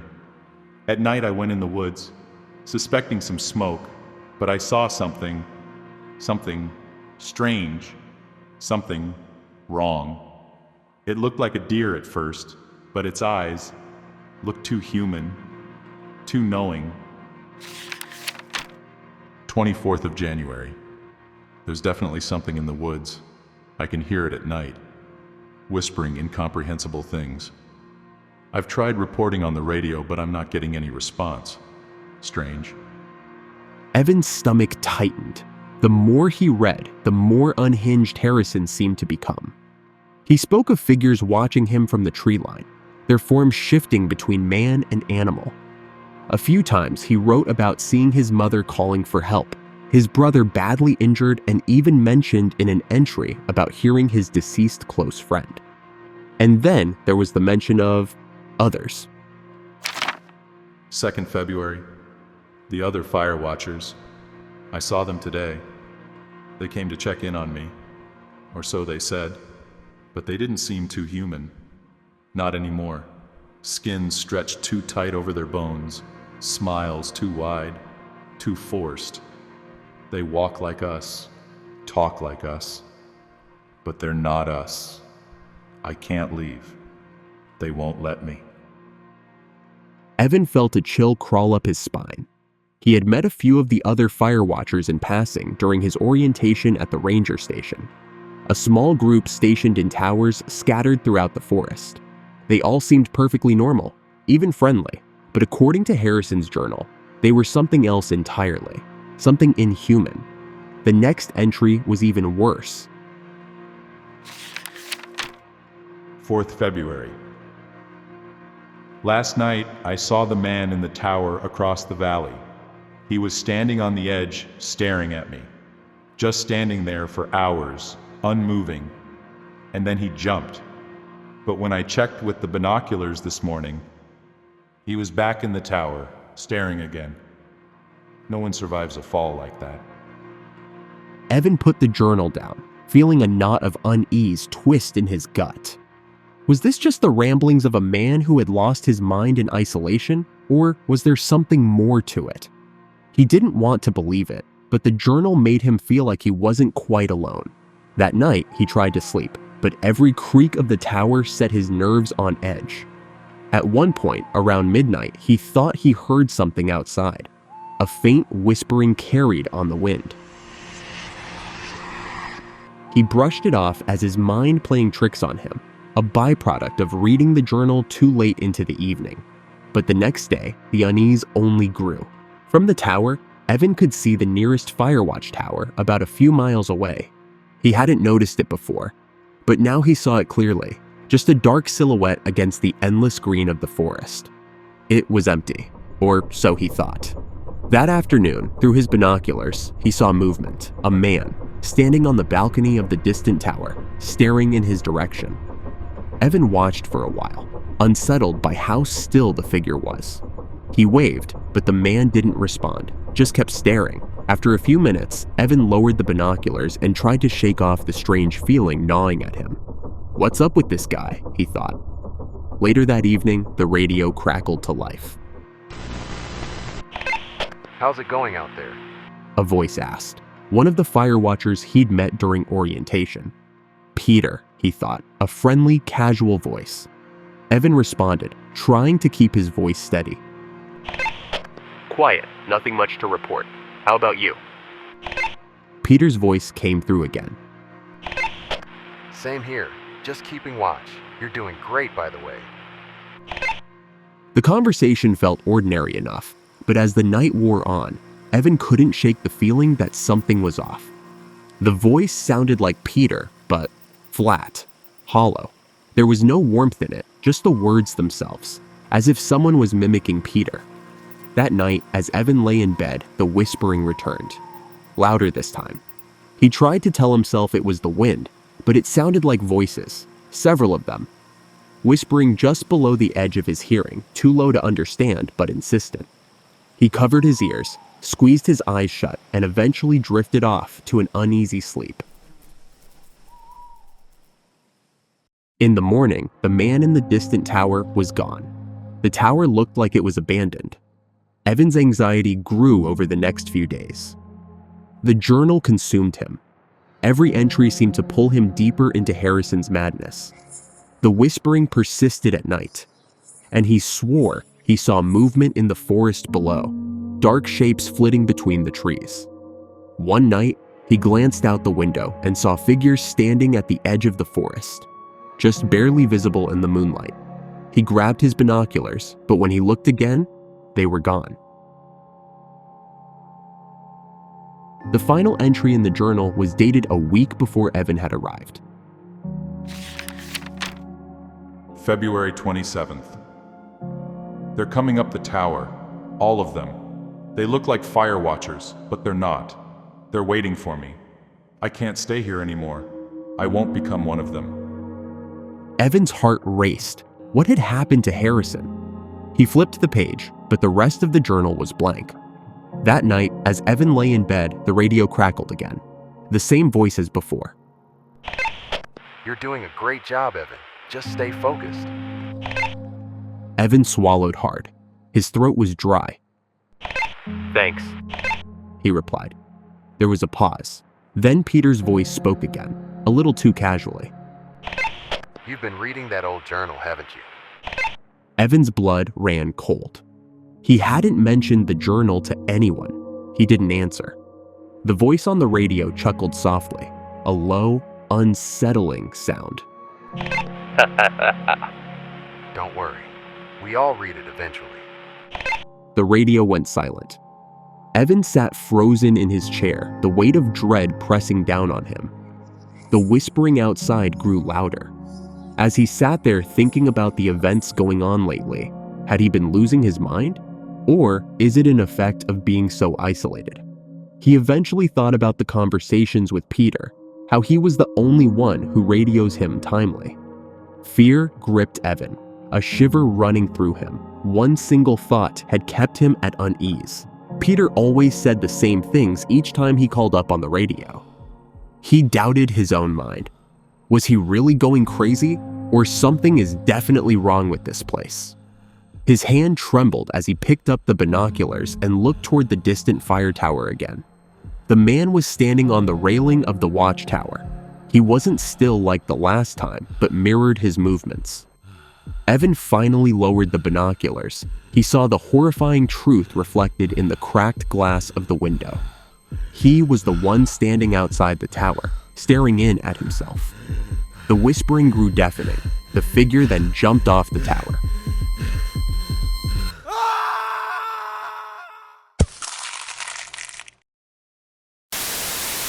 Hello, my name is Moses, and this story took place in Orange County, Southern California. It happened a few years ago, back in 2023, my senior year of high school. My friends and I used to hang out really late, sometimes until 2 or 3 in the morning. Most nights were chill, just driving around, laughing, talking, getting food. But one night, it was different. It was a little after 2 a.m. when I started heading home. It usually takes me about 20 minutes to get there. So by the time I pulled into my neighborhood, it was closer to 3. The streets were dead quiet. No cars, no people. Not even a dog barking. Just that eerie stillness that comes late at night when the whole world feels asleep, except you. I parked along the curb by my house.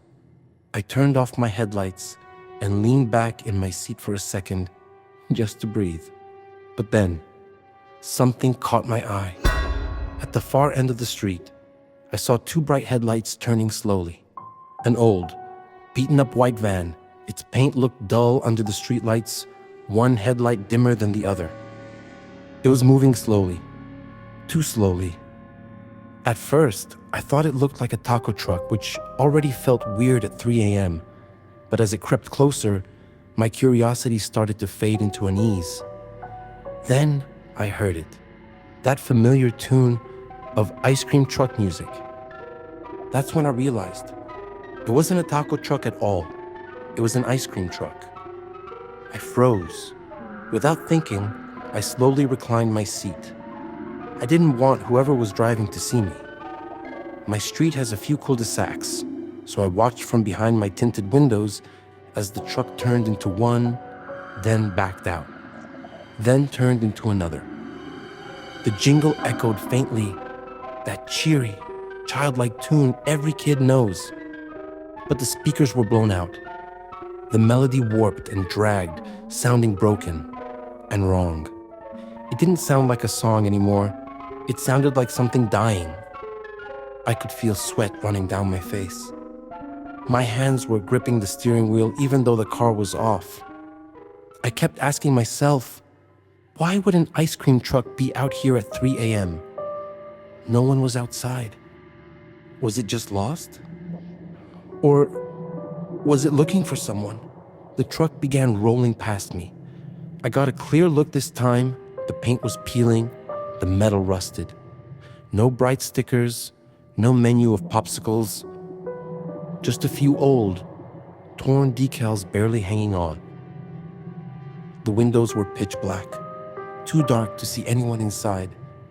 And the music, it glitched and stuttered, letting out a warped, low version of Pop Goes the Weasel.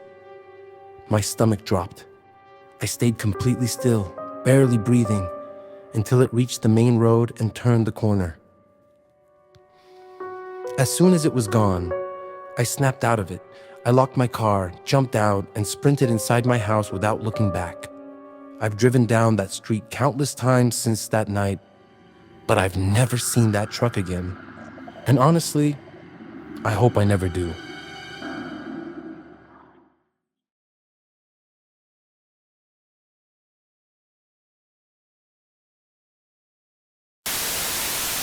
My name is Tommy, and I was 12 years old one Halloween. My brother Jake had just turned 16. That night, our parents had left for the costume party around 7. They'd be back by midnight, they promised. Don't answer the door for anyone weird. Mom had said. And Tommy, don't eat too much candy or you'll be up all night. I'd already eaten half my trick or treat haul before they even left. The evening passed the way Halloween evenings should. Jake and I carved our pumpkins. We traded candies. And we settled onto the couch to watch a horror movie. The wind had picked up outside, rattling the windows and sending leaves skittering across the driveway. Our neighborhood was unusually quiet for Halloween night. By 9, the doorbell had only rung maybe 3 or 4 times. Jake mentioned it seemed like fewer kids were out this year. By 10:30, we hadn't had a trick-or-treater in over an hour. Jake suggested we call it a night and head to bed. But then came the knock. Not a doorbell ring. 3 slow, deliberate raps against the wooden door. It's almost 11. Way too late for trick-or-treaters. Jake said before walking to the front door. I stayed on the couch. He pulled the door open and said hello into the darkness. The street was empty, illuminated only by the orange glow of streetlights and the jack-o'-lanterns. But there, placed carefully on our welcome mat, was a small canvas bag. He picked up the bag and came back inside. He emptied the bag on the table and found odd-looking wrapped candies. But beneath the candy was a small, folded piece of paper which read "For you." The handwriting was shaky, scratchy, like it had been written by someone with trembling hands. That's weird, he muttered, studying the note. I walked over to examine the candy. Think it's safe to eat? Probably not. I wouldn't eat that. We laughed, left the candies on the table, and went back to finish the movie. But neither of us could really focus after that. Something about the knock late at night and the strange note had shifted the atmosphere in the house. After finishing the movie, we went to bed. I don't know what time it was when I woke up. My digital clock read 2:47 a.m. Everything was silent. My throat was dry, scratchy from all the candy. I needed water. I crept to the kitchen in the darkness. The streetlight outside cast enough orange glow through the windows. I filled a glass with water from the sink. As I drank, my eyes fell on the canvas bag, and the candies were still sitting on the table where we left it. I don't know why I did what I did next. Maybe it was curiosity. Maybe it was that reckless impulse kids have. I picked up the candy. It was normal looking, and I popped it into my mouth. At first, it tasted like regular butterscotch, sweet, buttery, but then came the aftertaste, metallic. I was about to spit it out, and all of a sudden I heard knocking. Knock, knock, knock. My blood turned to ice. The knocking was coming from inside the house. I stood frozen in the kitchen, the half-dissolved candy still in my mouth, my heart hammering so hard I could hear it in my ears. The knocking came again, from every direction, growing louder with each repetition. I screamed. Jake rushed into the kitchen, his eyes wide with panic. Tommy, what's wrong? The knocking. I heard someone knocking. He stopped and listened for a moment, then his face went pale. Knock, knock, knock. He tried calling Mom and Dad, but there was no cell service. Then we heard footsteps. There's someone in the house. But that was impossible. All the doors and windows were locked. We hadn't heard anyone break in. The footsteps came closer. A figure appeared in the hallway, tall. Where its head should be was a pumpkin. A carved jack-o'-lantern with jagged teeth and triangular eyes that flickered with candlelight from within. The figure stood motionless. We ran for our lives and hid inside a closet. The footsteps continued through the house, slow and deliberate. Each step seemed to reverberate through my chest. We tried calling 911 again, but there was no signal. How and why there was no signal, we never knew. The footsteps stopped right outside the closet door. We held our breath, our hearts racing. Through the gap at the bottom of the door, I saw a shadow. Silence stretched out for what felt like hours. Then, a voice. Soft, raspy, barely above a whisper. Trick or treat. Trick or treat. The doorknob began to turn. I squeezed my eyes shut, waiting for the door to open, waiting for whatever was on the other side. Suddenly, the footsteps retreated. They moved away, back through the kitchen. We heard the front door open and then close again with a soft click. We stayed in that closet for a good few hours. Too terrified to move. Too terrified to believe it was really gone. Jake finally dared to open the closet door. The house looked like a tornado had hit it. Furniture was overturned. Pictures had been knocked from walls. A pumpkin had been smashed to pulp in the middle of the living room floor. But worst of all was what we found on the kitchen table. The canvas bag was still there, but now it contained only two things, 2 pieces of paper, each with the same shaky handwriting.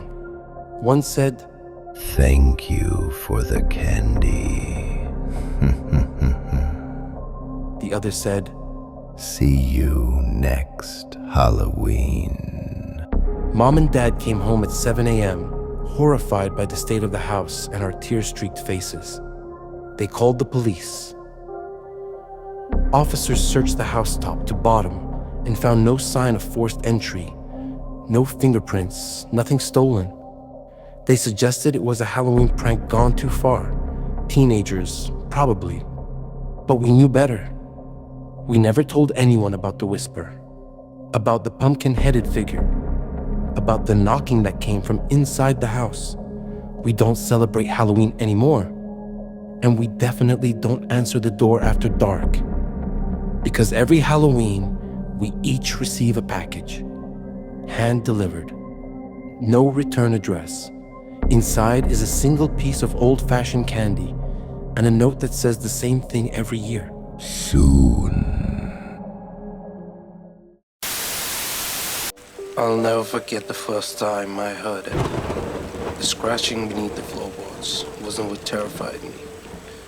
It was when I heard my own voice calling my dog's name from under the house, while I was standing in the hallway, frozen in disbelief. Some creatures shouldn't exist at all. In January, I moved into a small house on the edge of San Juan National Forest after my divorce was finalized. I was looking for peace and solitude, somewhere to rebuild my life away from the chaos of the city and the memories of my failed marriage. The house was old and charming. The thing I loved the most was the windows caught the morning light just right. It was perfect for just me and Max, my beloved dog, who had been my loyal companion through the darkest days of the separation. From the beginning, though, I had noticed something was off. Max was behaving weird. He was usually curious and bold, but now he wouldn't go near the crawl space entrance in the hallway. He would avoid that section of the house entirely, and sometimes, when passing by, he'd stop and growl, hackles raised, eyes fixed on that small wooden door set into the wall. It's just mice or the house is settling, I told myself. But then things escalated. At night, I began hearing soft scratching coming from under the floorboards. Then came the muttering. A low voice seemed oddly like mine, but it was distorted, sort of. Max, come here. I heard it while I was going to bed.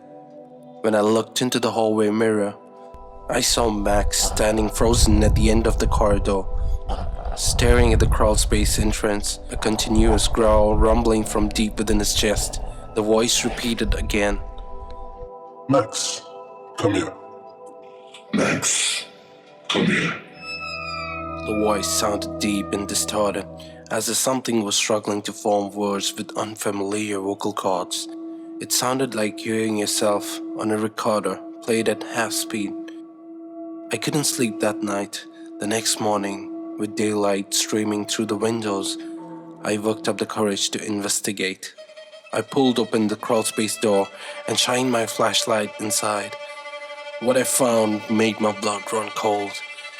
There were scratch marks on the wooden beams, deep gorges into the wood, too substantial to be from a raccoon or even a bobcat. But that wasn't the worst part of it.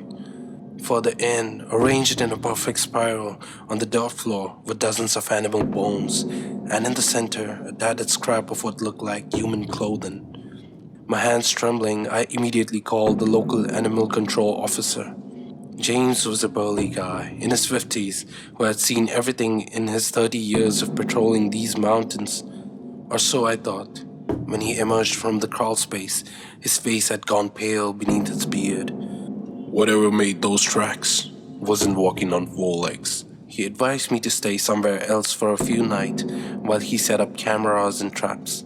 I told him I'll be leaving the next day and he can get started with his investigation. That night, Max vanished. He was there when I went to the bed, but I heard him barking at 2 a.m. It was coming from outside, far in the woods. I grabbed a flashlight and ran into the darkness, calling his name until my voice grew hoarse. I searched for hours, stumbling through the underbrush, but Max was gone. Exhausted and heartbroken, I returned to the house as dawn broke. As I was reaching the house, I heard Max barking. I was feeling relieved and happy, but when I entered the house, the barking was coming from under the floor. Then it shifted to a laugh. I began laughing. The sound was inhumane. It was my voice and Max's bark blended together in a horrifying cacophony that seemed to vibrate through the entire house. I just stood there, paralyzed, as laughter faded into silence, leaving the sound of my own ragged breathing. I moved out that morning, threw whatever I could fit into my truck, and didn't look back. I never returned for the rest of my things, never filed a police report about Max, never told anyone what I had heard. 3 months later, I saw a news report. A young couple had bought the house. They'd gone missing within a week of moving in. Their families reported they had stopped answering calls, and when police investigated, they found the house empty, except for the crawl space door, which stood wide open. Sometimes I wake up, hearing that voice, my voice, calling in the darkness, and I wonder if I really escaped it all, or if something has followed me out of that house, something that waits beneath whatever floor I walk on, learning my sounds, my patterns, my voice. Because the last thing I heard as I drove away that morning was a whisper from the back seat of my truck. You left the door open. I don't really know what I was thinking when I bought the plush monkey that could talk and gave it to my 6-year-old other than I wanted the boy to cause a ruckus in my house. He pushed the button on the back so many times that I memorized the 4 factory phrases. Ooh ah ah, gimme a banana, a Wilhelm-esque scream, and a Tarzan yell. I thanked God when the batteries finally died on the damn thing. The most amazing thing was that my son did not come crying to me to replace the batteries, seeming content to just drop it and walk away. When I stooped down to pick up the plush animal to put it back in the toy bucket, the tiny speaker in the hard plastic box warbled. Do you remember when I used to be your son? I immediately dropped the monkey on the floor. I poked it with my foot once before picking it back up.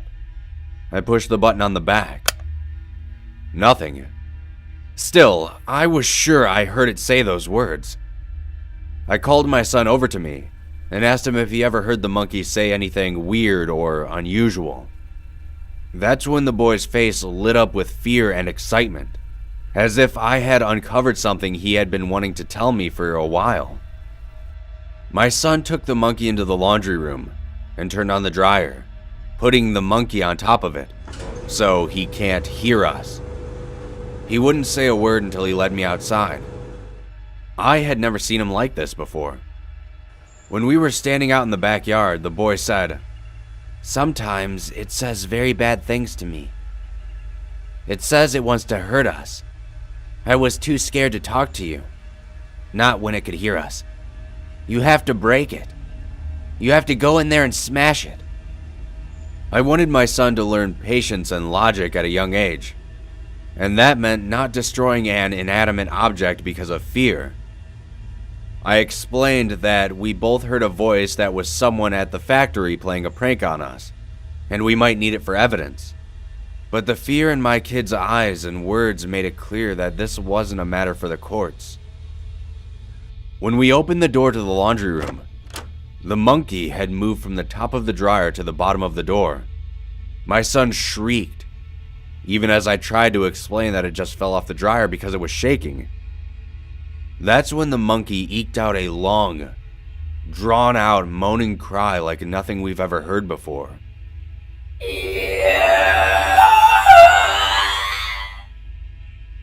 My son shouted for me to stop it. The lower part of my brain kicked in. I brought my booted foot down on the plastic box inside the monkey, crushing it against the laundry room's concrete floor. Something reddish black. Not blood, not oil, but something pungently organic and toxic leaked out from the seams of the plush monkey. "You know, you should have listened to your son. Now you are alone," a voice said behind me. I swear, I turned to see something large and old, like the last orange ember of a once great fire sparking just behind my son's innocent eyes. The boy turned and bolted towards the front door, running faster than I ever could. The thing that hid inside the monkey controlled my son's body like a champion, rocketing him into the darkness where the street lamps couldn't reach. Cackling the kind of laugh that only comes from novel joy of having fresh lungs and new legs again. I never did see my son again. But on some nights, when it's quiet, I can still hear that laugh in the darkness.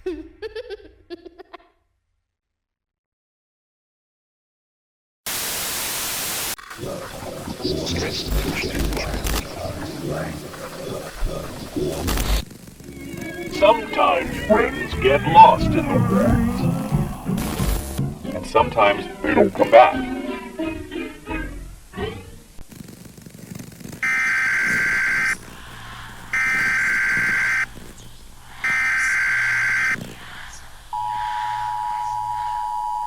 Emergency broadcast system. National alert. The following message is transmitted at the request of the United States Department of Defense and Federal Emergency Management Agency. This is not a test. Repeat, this is not a test. A national emergency has been declared. All citizens are advised to cease all electronic communications immediately. Turn off your device. Disconnect from all networks. They are watching you.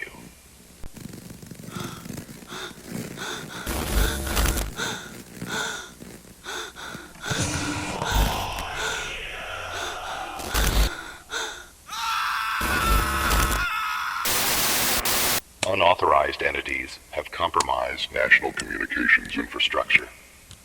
Digital surveillance systems have been breached. If you are seeing this message, do not acknowledge any communications from family or friends. Do not respond to knocking at your door. Do not look out your windows. Remain in place until further notice. Need a new television? Get your torque channel set today. Guaranteed to pick up frequencies never seen before. If you have seen a loved one exhibiting unusual behavior, unnatural blink patterns, speech delays or repetition, movements that appear mechanical, failure to cast a shadow, do not approach them. You are no longer in control. This message will repeat every 10 minutes. Warning, the designated emergency broadcast frequency has been deemed unsafe. Further instructions will be provided through analog channels only. Please stand by.